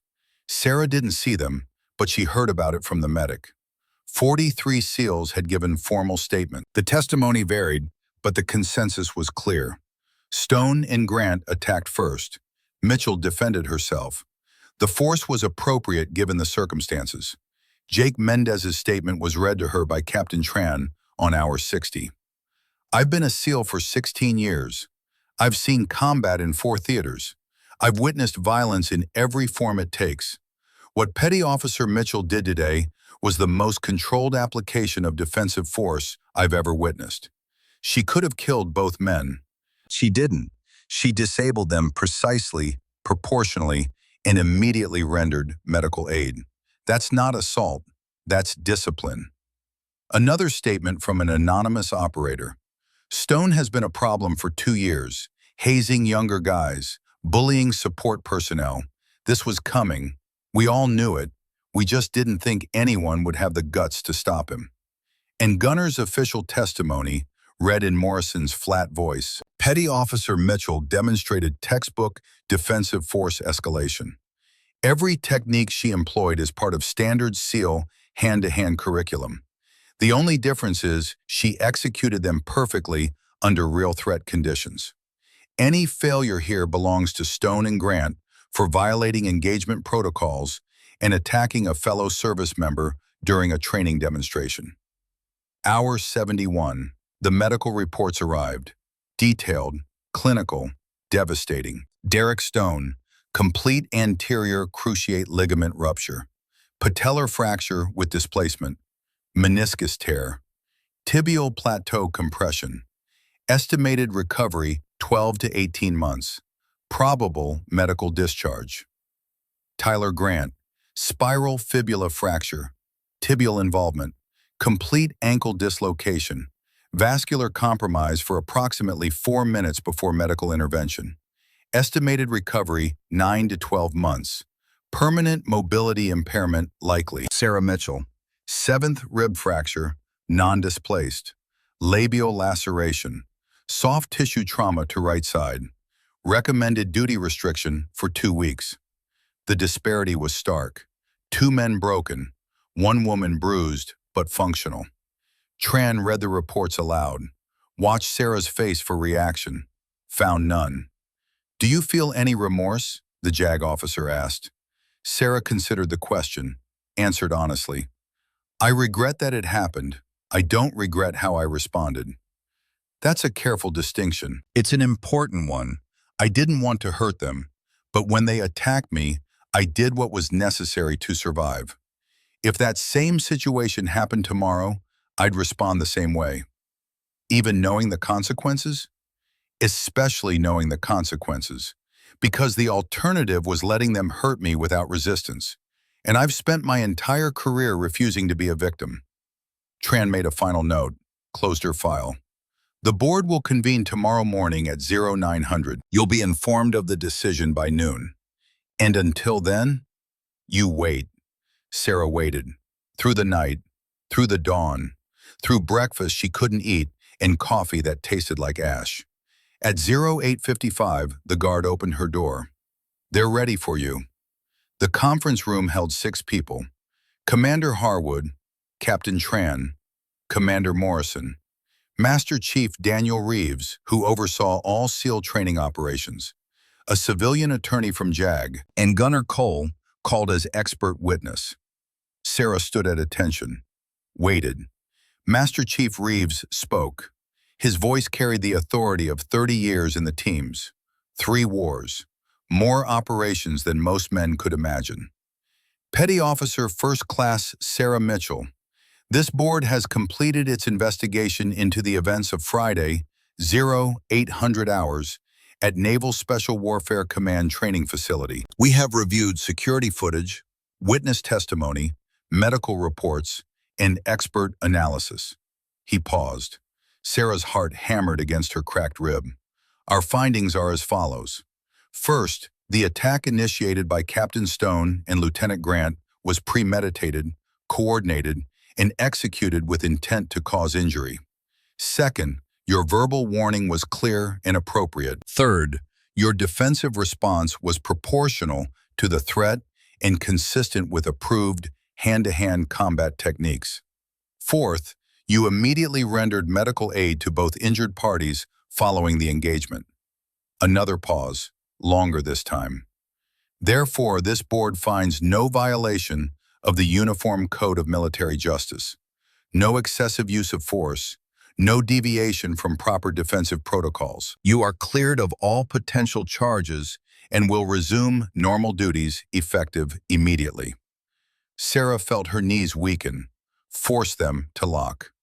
Reeves continued, however, Captain Derek Stone and Lieutenant Tyler Grant have been found in violation of Article 92, dereliction of duty, and Article 128, assault. Captain Stone is hereby relieved of all command responsibilities pending medical evaluation and administrative separation. Lieutenant Grant is removed from SEAL training pipeline effective immediately and faces possible dishonorable discharge pending additional review. The room was silent except for the hum of the air conditioning. Do you have any questions, Petty Officer? No, sir. Then you're dismissed. Sarah saluted, turned to leave. Reeves's voice stopped her. Mitchell, one more thing. She looked back. What you did took courage. Not the fight, the decision to stand up when most people would have backed down. That kind of courage is what this uniform represents. Don't lose it. I won't, sir. Outside, the California sun was bright enough to hurt. Sarah walked across the compound, free for the first time in 3 days. Her ribs ached. Her body was exhausted. But something else stirred in her chest. Not pride, not satisfaction, relief. And the understanding that she'd crossed a threshold she could never uncross. She found Gunner at the memorial wall. The long, black granite surface engraved with names of SEALs who died in service. He stood in front of the Vietnam section, reading names he probably knew by heart. He didn't turn when she approached, just kept reading. They cleared you, he said, not a question. Yes. Stone and Grant? Out, both of them. Gunner nodded slowly. Good. They dishonored the Trident. They dishonored every man who earned it the right way. Sarah stood beside him. Read some of the names. Boys who died in jungles and rivers and villages most Americans couldn't find on a map. You thinking about your team? She asked. Always. His finger traced one name. Corporal James Riley. He was my best friend. Died because I froze. Because I didn't have the training, the guts, the skill. He dropped his hand. I've spent 40 years teaching other people to be what I couldn't. And today you proved it worked. You stood when I fell. You fought when I froze. You didn't freeze with me. You prepared me. That's not the same as being there, as doing it myself. Sarah touched his arm. Gunner, you saved my life by teaching me how to save my own. That counts. He finally looked at her, eyes wet but not crying. Your dad would be proud. You know that? You told me already. Bears repeating, he straightened. You've got a choice now. Take the cleared record and request transfer somewhere quiet, somewhere safe, or stay here and finish what you started. What did I start?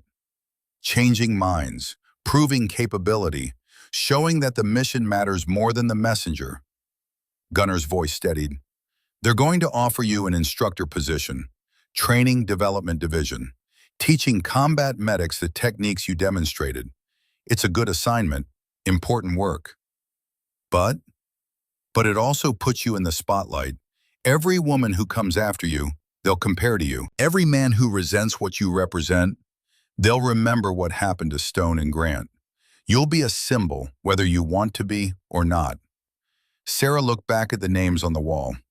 The men who died for something bigger than themselves, who'd accepted missions they knew might kill them, who'd understood that sometimes the hardest battles aren't the ones you choose, but the ones that choose you. I didn't come here to be a symbol, she said. I came here to do a job. I know, but sometimes the job finds you anyway. Then I'll do it, Gunner smiled. First real smile she'd seen from him. Good, because we've got work to do. First Combat Medic Defense course starts in 3 weeks. 40 students, multiple services, and you're the lead instructor. You'll help? Every step, but this is your show now, your legacy. He handed her something, a worn medic bag, canvas, stained, his name still stenciled on the side from 50 years ago.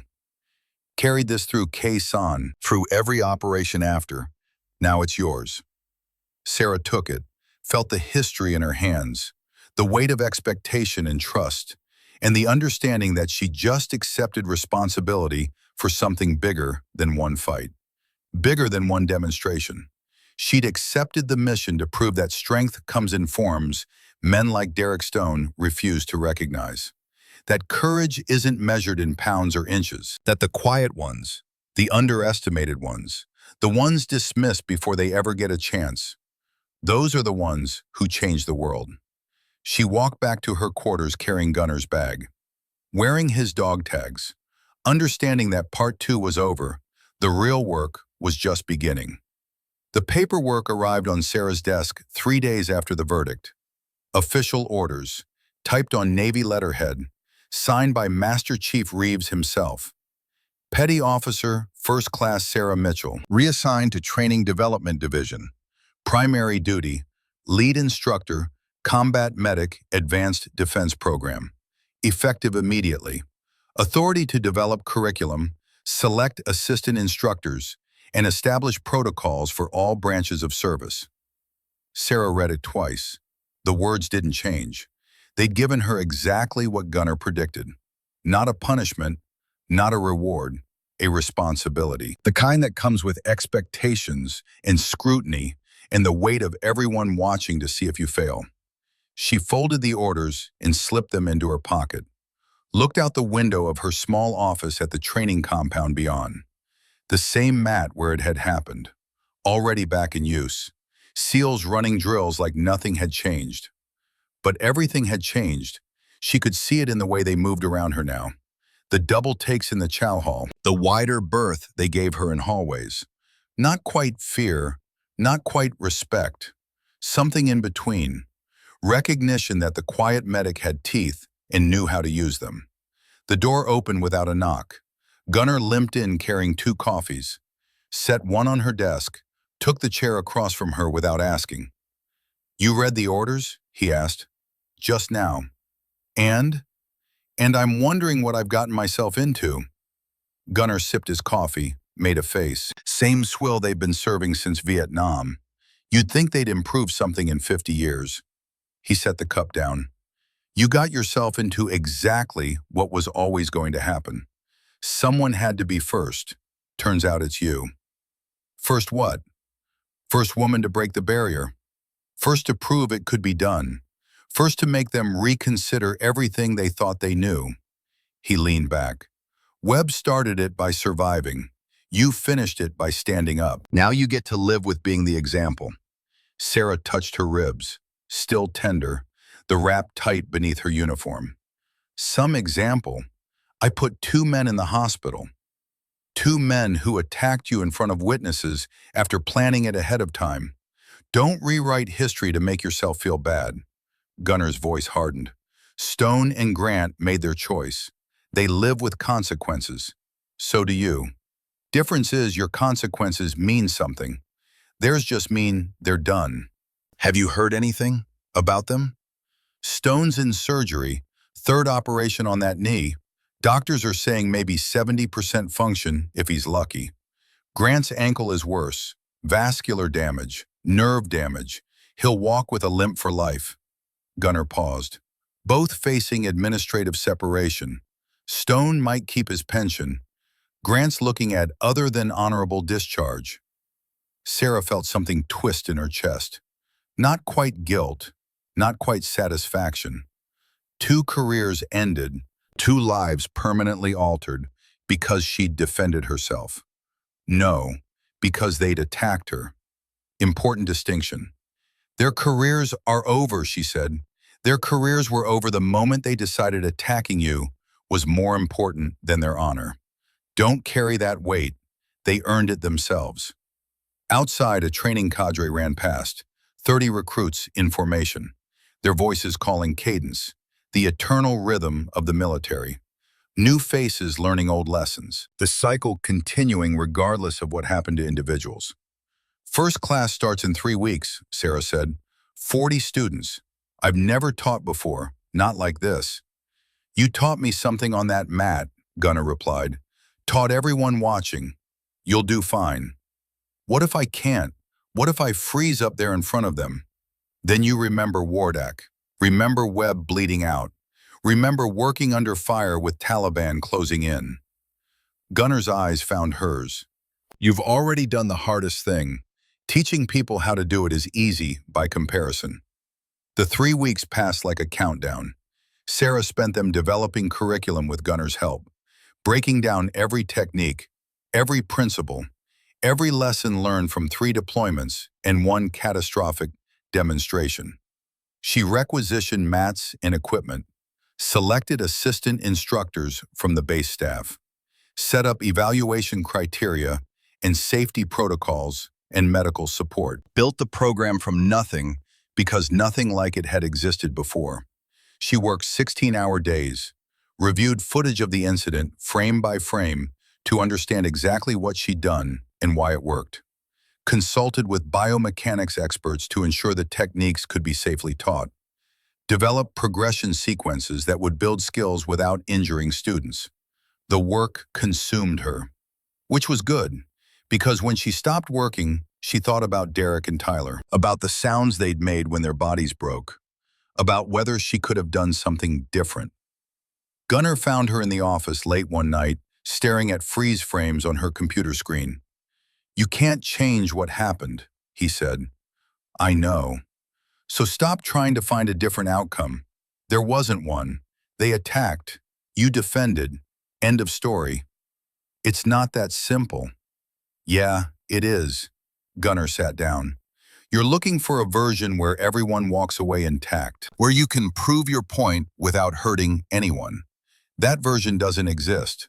Combat doesn't work that way. They forced the situation. You handled it, accept it, and move forward. Sarah closed the laptop. How do you live with it? The men you lost, the decisions you made. Some days better than others. But I learned something over 40 years. You can't carry the dead. They're gone. All you can do is honor them by making sure their sacrifice meant something, by teaching the next generation to do better. His voice softened. Stone and Grant aren't dead. They're just done. And that's on them, not you. On the evening before the first class, she stood alone in the training facility. The same building where it had happened. Different room, different purpose, but the ghosts were there. Derek's scream, Tyler's broken ankle, the sound of her own ribs cracking. Talking to yourself? Jake Mendez stood in the doorway, the SEAL corpsman who'd been one of the first to support her publicly. 40 years old, steady eyes, the kind of medic who'd seen everything and kept working anyway. Just thinking, Sarah said. Dangerous habit. Jake moved into the room, looked around. Heard you're starting the new program tomorrow. 40 students. That's the plan. Good, we need it. I've been a corpsman for 18 years. Seen too many medics freeze when things get violent. Too many who think their Red Cross makes them safe. He picked up one of the training pads. What you did showed them different. Showed all of us different. I didn't mean to. Best lessons never are. Jake set the pad down. I wanted to tell you something. About Stone.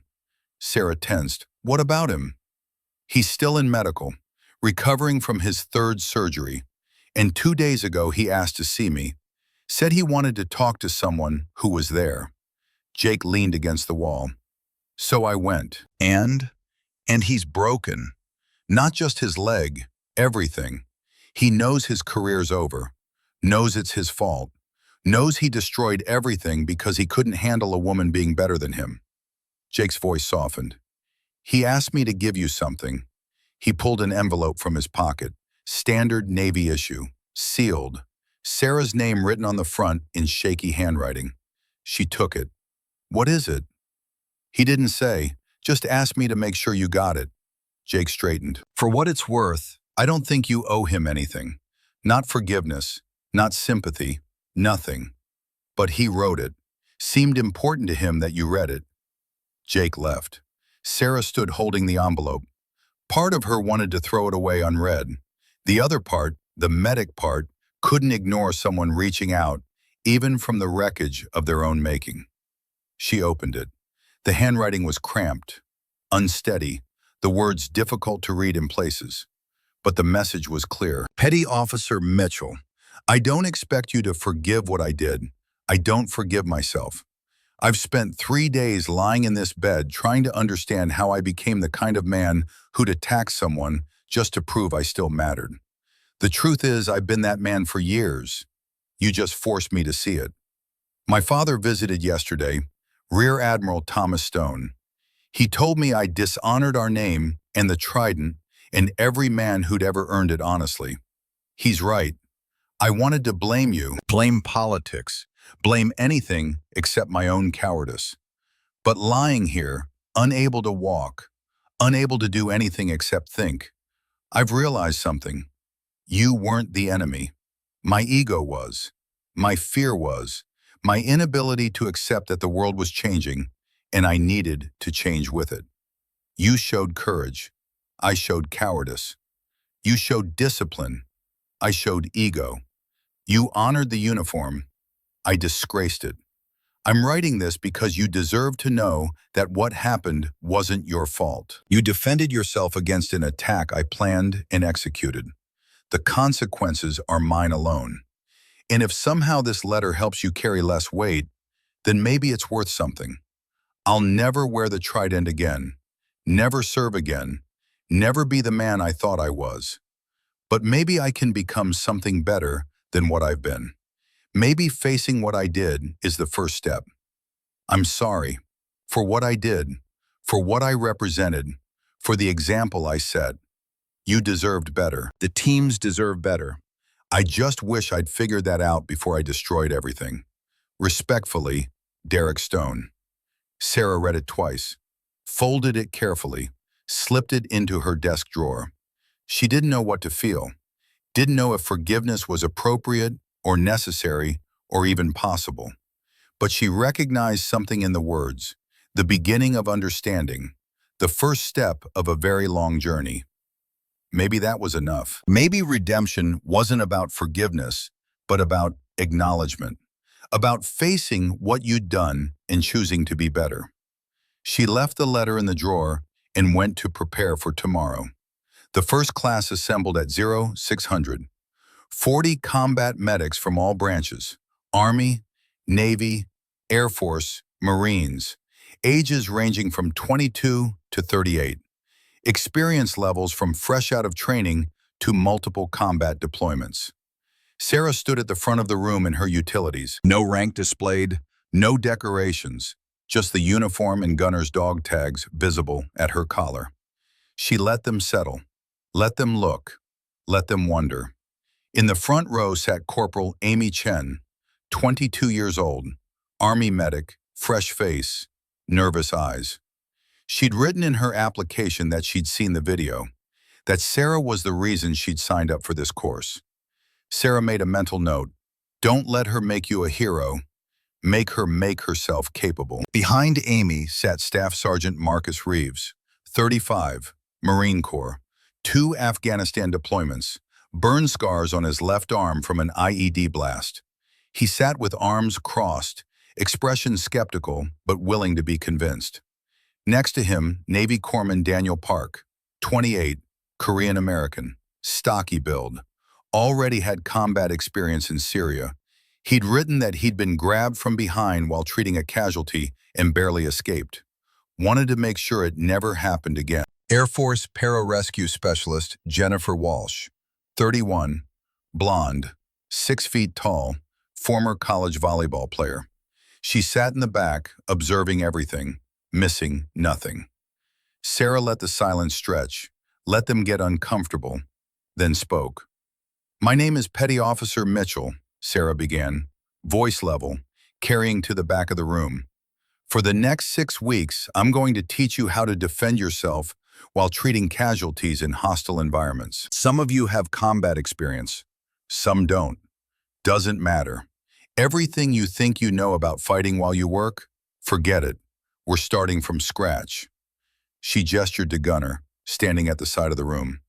"Master Sergeant Cole is my assistant instructor. He's been teaching combat techniques for 26 years.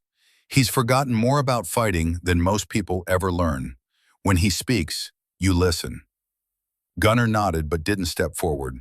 This was her show. "I'm going to tell you something right now," Sarah continued, "and I need you to hear it. Really hear it. You are not safe because you're a medic. The red cross on your arm is a target, not a shield. The enemy doesn't care about Geneva Convention. They care about removing your capability to keep their enemies alive." She paused. Let that sink in. Saw some faces pale, others harden. Good. They needed to understand the reality. 3 months ago, I was in Afghanistan, Wardak Province. My patrol got hit by an IED. 3 men down, Caliban closing fast. I had 90 seconds to stop a femoral bleed or my patient died. I also had AK rounds sparking off the rocks around me. I had to work and fight simultaneously. Most of you will face that scenario eventually. This course teaches you how to survive it. Amy Chen's hand went up. Sarah nodded. "Ma'am, is it true you broke 2 Navy SEALs in a training demonstration?" The room went silent. 40 sets of eyes locked on Sarah, waiting. "Yes," Sarah said simply. "I did. They attacked me during a demonstration. I defended myself. They were injured. I was cleared by investigation. That's all I'll say about it publicly." "But ma'am," Marcus Reeves spoke up. His voice carried the authority of a combat veteran. "How does someone your size take down 2 operators that big?" That's exactly what this course teaches. Size doesn't matter if you understand leverage and momentum. Strength doesn't matter if you know anatomical vulnerabilities. Confidence doesn't matter if your opponent has better training. Sarah moved to the center of the mat. "I'm going to show you. I need a volunteer, someone big, someone who thinks they can overpower me." Nobody moved. Nobody wanted to be the next cautionary tale. "Come on," Sarah said. "This is a learning environment. Nobody's getting hurt. I need someone to demonstrate on." Finally, a hand went up. Navy Corpsman, 6'2", 220 pounds. Name tag read, Morrison. No relation to the investigator. "Corpsman Morrison, come up here." He approached cautiously. Sarah positioned him. "Morrison, I want you to grab me from behind. Bear hug. Pin my arms. Use your full strength. Try to actually restrain me." "Ma'am, I don't want to hurt you." "You won't. Trust me." Morrison hesitated, then wrapped his arms around her from behind, squeezed, lifted her slightly off the ground, used his size advantage fully. The class watched intently. This was impossible. He outweighed her by 90 pounds, had 8 inches of reach. She couldn't possibly. Sarah didn't struggle, didn't panic, just waited for him to commit his weight. Then she moved. Drop her center, shift her hips, trap his right arm with her left. rotate her body, step behind his planted leg, use his own squeezing force to throw him off balance. 3 seconds from grabbed to throwing him over her hip onto the mat. Not hard, controlled, but effective. Morrison landed flat on his back, wind knocked out, staring up at the ceiling in surprise. The class erupted in murmurs. That was impossible. She'd just thrown a man twice her size like he weighed nothing. Sarah offered her hand, helped him up. Thank you, Morrison. That's the principle. He had every advantage, size, strength, position, but he didn't have leverage. He didn't have technique. So his advantages became liabilities. She turned to the class. That's what we're teaching. How to turn your opponent's strength against them. How to defend while you work. How to survive when survival seems impossible. For the next 6 hours, she walked them through basics. Stance, movement, reading body language, escape techniques, joint locks, pressure points. Everything Gunnar had taught her, broken down into teachable pieces. Some students picked it up quickly. Jennifer Walsh moved like a natural athlete, translating her sports background into combat technique. Daniel Park struggled at first, but had the determination to keep trying until he got it right. Others struggled. Amy Chen fell twice trying a simple hip throw. Got frustrated. Sarah pulled her aside. You're thinking too much, Sarah said. Trying to muscle it. This isn't about strength. It's about timing and position. I can't do it. Yes, you can. You just haven't yet. There's a difference. Sarah demonstrated again, slowly. See? I'm not pulling him. I'm letting his momentum do the work. I'm just guiding where it goes. Amy tried again. This time it clicked. Her partner went down smooth and controlled. Her face lit up. I did it! You did! Now do it 999 more times until it's automatic. The days blurred together. Training from 0600 to 1800. Technique work, sparring, scenario drills. Sarah pushed them hard, but never beyond their limits. Never asked them to do what she wouldn't demonstrate first. Gunnar watched from the sidelines, occasionally stepped in to correct form or explain principle, but mostly let Sarah run it. Let her find her teaching voice. Let her become what she needed to become. He saw her natural talent for instruction, the way she could break down complex movements into simple steps, the way she could read when a student was frustrated and needed encouragement versus when they needed to be pushed harder. Most importantly, he saw her patience. She never lost her temper, never made students feel stupid, just kept working with them until they got it right. On day 12, they introduced stress inoculation, live scenarios with role players, simulated casualties, simulated attackers, noise and chaos and the kind of pressure that makes people forget their training. Amy Chen froze. A role player grabbed her from behind while she was treating a fake wound. She panicked, couldn't remember the escape, started to cry. Sarah called halt, pulled Amy aside, away from the group. What happened? I froze, just like you said not to. I'm sorry. Don't apologize. Freezing is normal. It's your brain trying to protect you by shutting down. We just have to teach it a better response. Sarah's voice gentled. Why did you sign up for this course? Because I saw what you did. Because I want to be like you. Stop. Right there. Don't want to be like me. Want to be like you at your best. I'm not your standard. You are. But you're so strong, so confident. You faced 2 SEALs in one. No, I faced 2 men who attacked me and I survived using training. That's all. I'm not superhuman. I'm not fearless. I've frozen too. In Afghanistan, first month there, mortar attack. I spent 10 minutes under a Humvee shaking so hard I couldn't hold my rifle. Sarah met Amy's eyes. Courage isn't not being scared. It's being scared and doing the job anyway. How do I do that? Practice until the technique is automatic, until your hands move before your brain catches up, until survival becomes reflex instead of choice.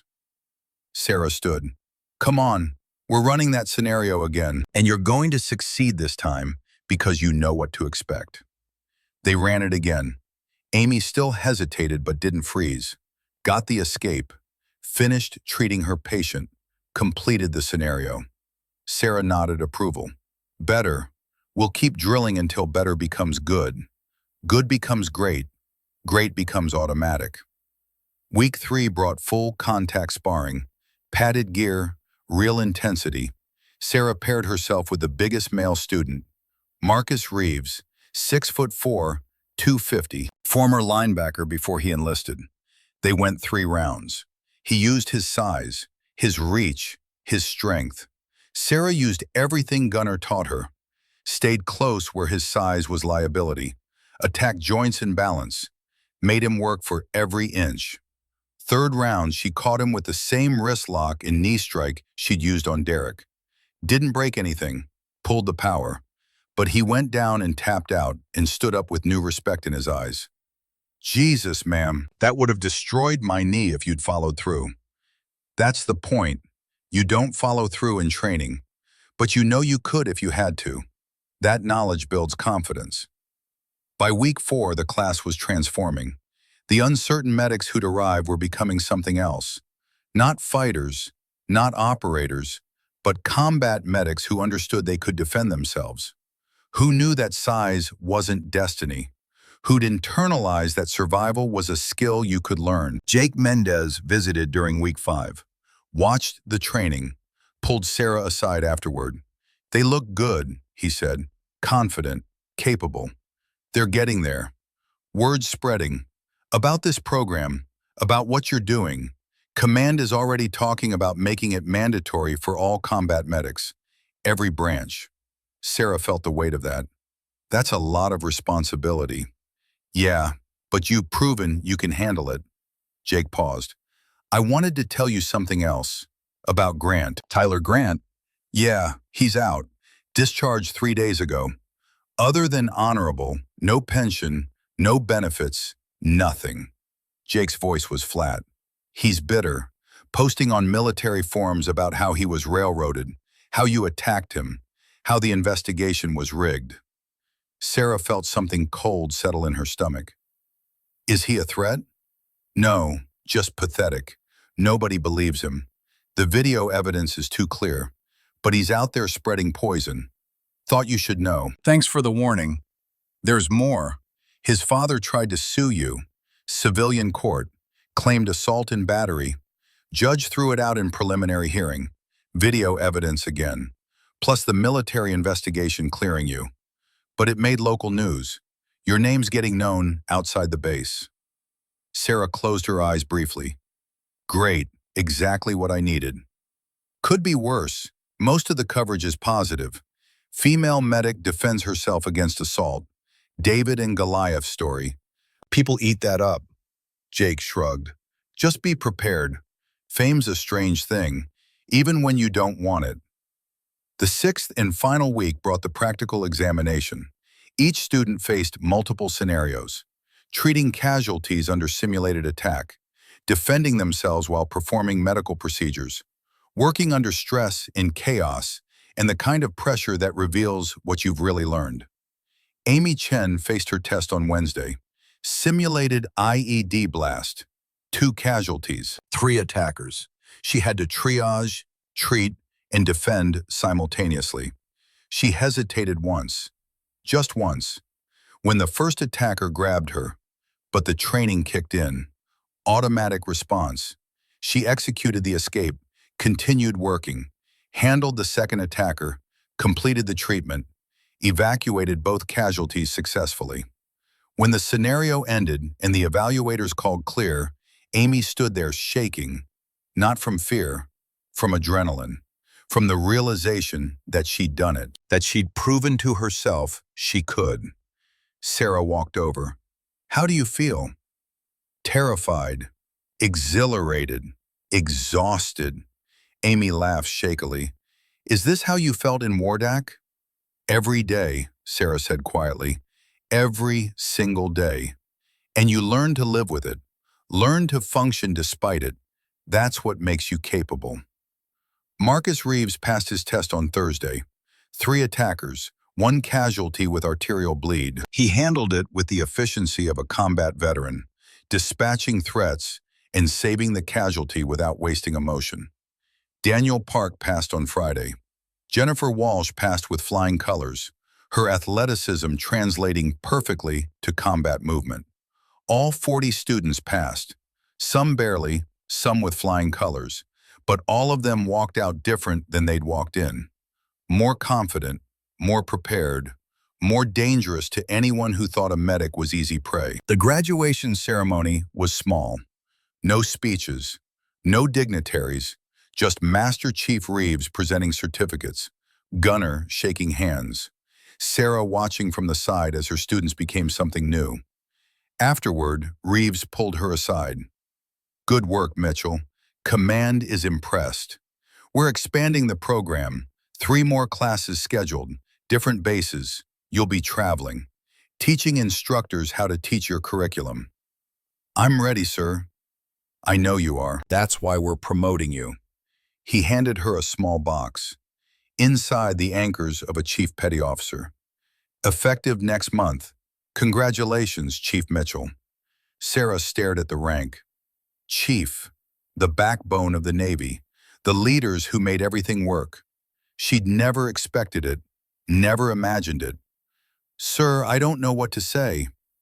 "Say you'll keep doing what you're doing, keep training, keep proving, keep making them understand that capability matters more than politics." Reeves closed the box in her hand. "Your father would be proud. Hell, I'm proud. You've earned this." That evening, Sarah drove to Arlington National Cemetery, 3 hours north. She'd made the trip before, knew the path. Section 60, row 12. The white marble headstone with her father's name. Staff Sergeant Michael Mitchell, United States Marine Corps. Iraq, 2007. Bronze Star, Purple Heart, gone but never forgotten. She knelt beside the stone, set Gunner's old medic bag on the grass, placed her new chief's anchors next to it. "Hey, Dad," she said quietly. "Been a while, sorry about that. Things got complicated." The cemetery was quiet. Late afternoon sun filtering through the trees. A mockingbird singing somewhere. The endless rows of white stones marking lives given in service. "I got promoted, made chief. Probably wouldn't have happened if I hadn't broken 2 guys in a fight. Strange how things work out." She touched the stone, still warm from the sun. "I've been thinking about what you told me in that last letter. Before Iraq, you said, 'Don't let them break me. Don't break myself trying to fit. Break their world if I have to.'" She paused, swallowed hard. "I think I did that. Broke their world. Or at least cracked it a little. Showed them something they didn't want to see. That women can do the job. That size doesn't matter. That the person you underestimate is the one who beats you." Her voice roughened. "I wish you were here to see it. To tell me I did good. To tell me what comes next." The wind moved through the trees, rustled the flags placed at various graves. The eternal watch over those who'd served. "But I know what comes next. Same as always. Keep working. Keep proving. Keep training the next group. Keep honoring what you taught me." She stood, picked up the chief's anchors. "I'm going to make you proud, Dad. Already started. But I'm not done yet. Not even close." She saluted, let it for a long moment, then walked back to her car, carrying Gunner's bag, wearing her father's lessons, ready for whatever came next. 6 months passed. Sarah taught 3 more classes, traveled to Fort Bragg, to Camp Pendleton, to Joint Base Lewis McChord. Everywhere she went, the story followed. The medic who broke 2 SEALs, the 7-second battle, the video that had been watched millions of times despite Navy attempts to keep it classified. She didn't watch the video, didn't read the comments, didn't engage with the fame or the criticism or the endless debate about what it meant.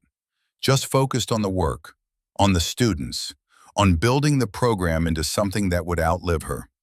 But fame has a way of finding you, whether you want it or not. The call came on a Tuesday. Commander Harwood's office. Sarah reported at 1400 hours. Found Harwood behind his desk with a civilian. Late 30s, professional suit, confident bearing. Chief Mitchell, this is Jennifer Ross. She's a producer for CBS News. They want to do a story on the combat medic program. And you. Sarah's stomach sank. Sir, with respect, I'm not interested in media attention. I understand, neither am I. But this isn't optional. The Secretary of Defense wants positive coverage of military integration efforts. You're the example they're using. So you'll cooperate with Ms. Ross. Answer her questions. Let her film the training. Make the Navy look good. That's an order, sir? That's an order. The interview happened 2 weeks later. Sarah in her dress blues, ribbons displayed, bronze star with valor prominent. Jennifer Ross across from her with cameras and lights and questions designed to get emotional responses. Chief Mitchell, let's talk about that day, the demonstration. What were you feeling when Captain Stone and Lieutenant Grant attacked you? Sarah kept her voice level, professional. I was focused on survival, on responding to the threat, on defending myself appropriately. But you must have been scared. 2 men, both bigger, both trained killers. I've been scared before, in Afghanistan, under fire, when people were dying. This was just another situation requiring response. Fear is data. You process it and move forward. Some people say you went too far, that breaking their legs was excessive. Some people weren't there. The investigation reviewed all evidence and cleared me completely. I defended myself within bounds of military law and proper technique. Do you feel any remorse? Sarah paused, chose her words carefully. I regret the situation happened. I don't regret my response. If the same circumstances occurred tomorrow, I'd respond the same way. What do you say to young women who see you as a hero, who want to follow in your footsteps? Don't follow my footsteps. Make your own. Don't make me your hero. Make yourself capable. Don't let anyone tell you what you can't do. Prove it yourself. The piece aired 3 weeks later. 15 minutes on the evening news. Edited to focus on the drama, the conflict, the breakthrough moment. Sarah watched it once, hated seeing herself on screen. The way they'd framed it as inspiration porn instead of simply doing the job. But the response was overwhelming. Applications to the combat medic program tripled. Female enlistment jumped 12% in the following quarter. Letters arrived by the hundreds. From young women, from parents, from veterans who understood what she'd proven. Most of them Sarah didn't read, filed them away, focused on the work. But one letter she did read, because it came from Walter Reed Hospital, because the return address was Webb's, Sergeant Marcus Webb, the Marine she'd saved in Wardak, the reason this all started. The letter was short, handwritten, straight to the point. Chief Mitchell, I'm writing from Walter Reed, where I'm finishing rehab. They tell me I'll walk again, maybe even return to duty. All because you didn't quit on me when you should have, when everyone else would have. I watched the CBS piece, saw what happened, saw what you did, and I wanted to tell you something. You saved my life twice. Once in Wardak, when you kept me breathing. Once in that video when you showed every medic watching that they don't have to be victims, that they can fight back. That survival is possible. My little sister enlisted last month, Army medic. She watched that video 50 times, said you're the reason she believes she can do it. So I wanted to say thank you. For me, for her, for everyone who needed to see someone stand up and prove it could be done. You're my hero, Chief, whether you want to be or not. Semper Fi, Webb.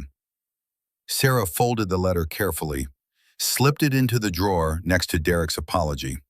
2 sides of the same coin. One man she'd saved, one man she'd broken. Both changed by what she'd done.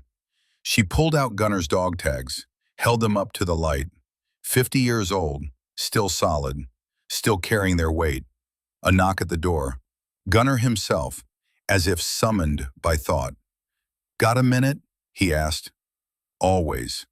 He sat heavily, his limp more pronounced these days, the years catching up despite his will to ignore them. "I'm retiring." Sarah's chest tightened. "When?" "End of the month, 28 years active. Another 26 teaching. Enough's enough." He smiled tiredly. "Body's telling me it's time. Can't keep up with the young ones anymore." "What will you do?" "Go home. Montana. Got a cabin there. Some land. Peace and quiet." He paused. "I wanted to tell you before it became official, and I wanted to give you something." He pulled out a file. Thick. Worn. His personal notes from 26 years of teaching. Techniques. Lessons learned. Student assessments. The accumulated wisdom of a career spent passing on what he'd learned the hard way. "This is yours now. Everything I know. Everything I've taught. It's your program now. Your legacy."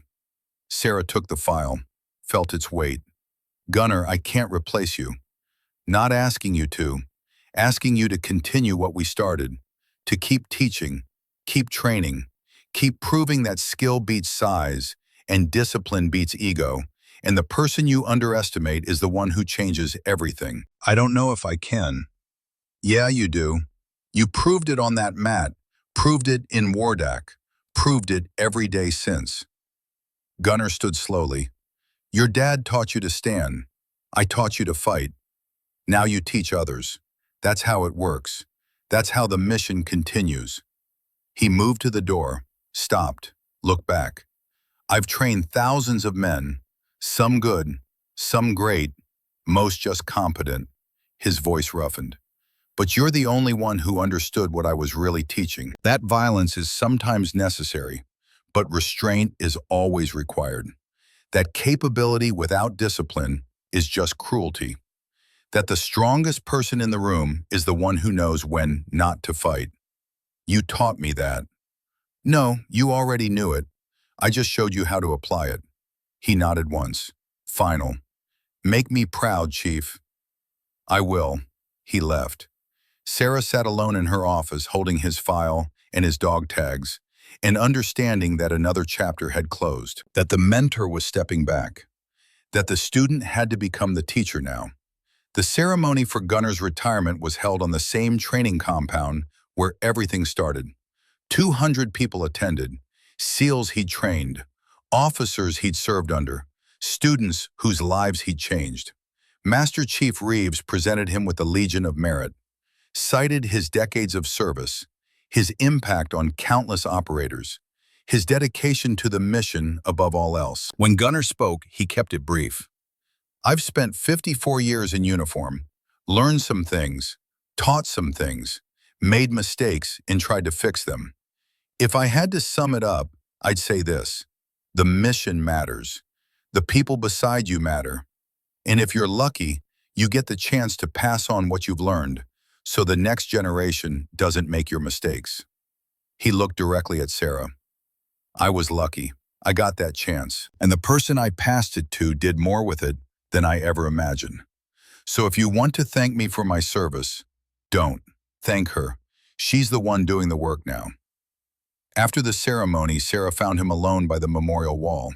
Same spot as before, reading the same names. "You didn't have to do that," she said. "The recognition, the spotlight." "Yeah, I did, because you'll deflect credit forever if someone doesn't force you to accept it." He touched one of the names on the wall. "These men died doing their job. You're living doing yours. That's worth recognizing. I'm just following what you taught me." "No, you took what I taught and made it better. Made it yours.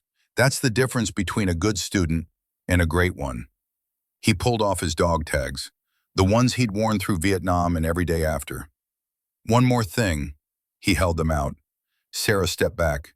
"I can't. Those are yours. Your history. They were mine. Now they're yours. You've earned them, worn them, honored them. They belong around your neck now, not in my drawer." "Gunnar." "Take them, Chief. That's an order from an old man who doesn't have many left to give." Sarah took them, felt their familiar weight, added them to the chain with her own tags.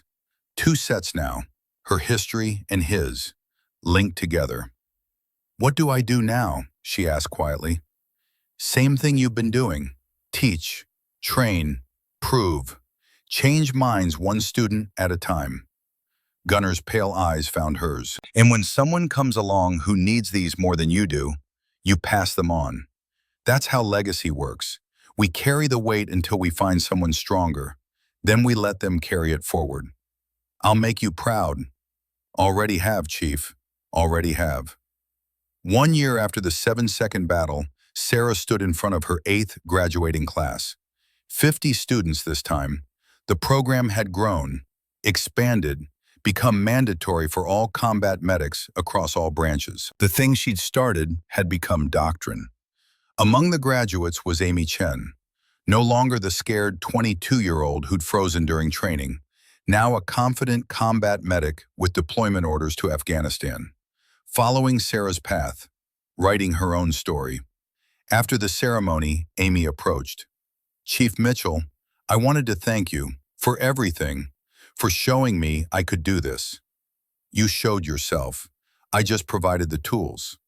Still, you changed my life, made me believe I was capable." Sarah put her hand on Amy's shoulder. "Then do the same for someone else. Find the scared young medic who doesn't think they're strong enough, and show them they are. That's how you thank me, by passing it forward." "I will, I promise." Sarah watched her students leave, watched them scatter to bases in deployments and futures she couldn't predict, each one carrying a piece of what she'd taught, each one proof that the work mattered. Her phone buzzed. Text message from an unknown number. She opened it. "Chief Mitchell, this is Derek Stone. I know I'm probably the last person you want to hear from, but I wanted you to know I'm 2 months sober. In therapy, working on becoming someone I can respect. It's hard, but necessary. Thank you for forcing me to see what I'd become. It probably saved my life, even if it cost me my career. Respect, Derek." Sarah read it twice, didn't respond, but she didn't delete it either, just saved it. Another piece of the story, another consequence playing out in real time. Redemption wasn't about forgiveness, it was about change. And Derek was changing. Maybe that was enough. That evening, she returned to her small apartment off base, poured a glass of water, sat on her balcony watching the sun set over the Pacific. The ocean vast and eternal and indifferent to human drama. She thought about her father, about Gunner, about Webb and Derek and Tyler and Amy and all the lives that had touched hers and been changed by that one moment. 7 seconds that had rippled outward into consequences she'd never imagined.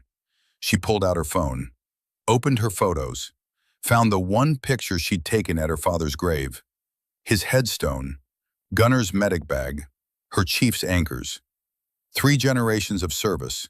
3 people who'd believed that doing the job mattered more than recognition. That standing up when others backed down was worth the cost. That legacy wasn't about fame or rank or medals. It was about changing the people who came after you.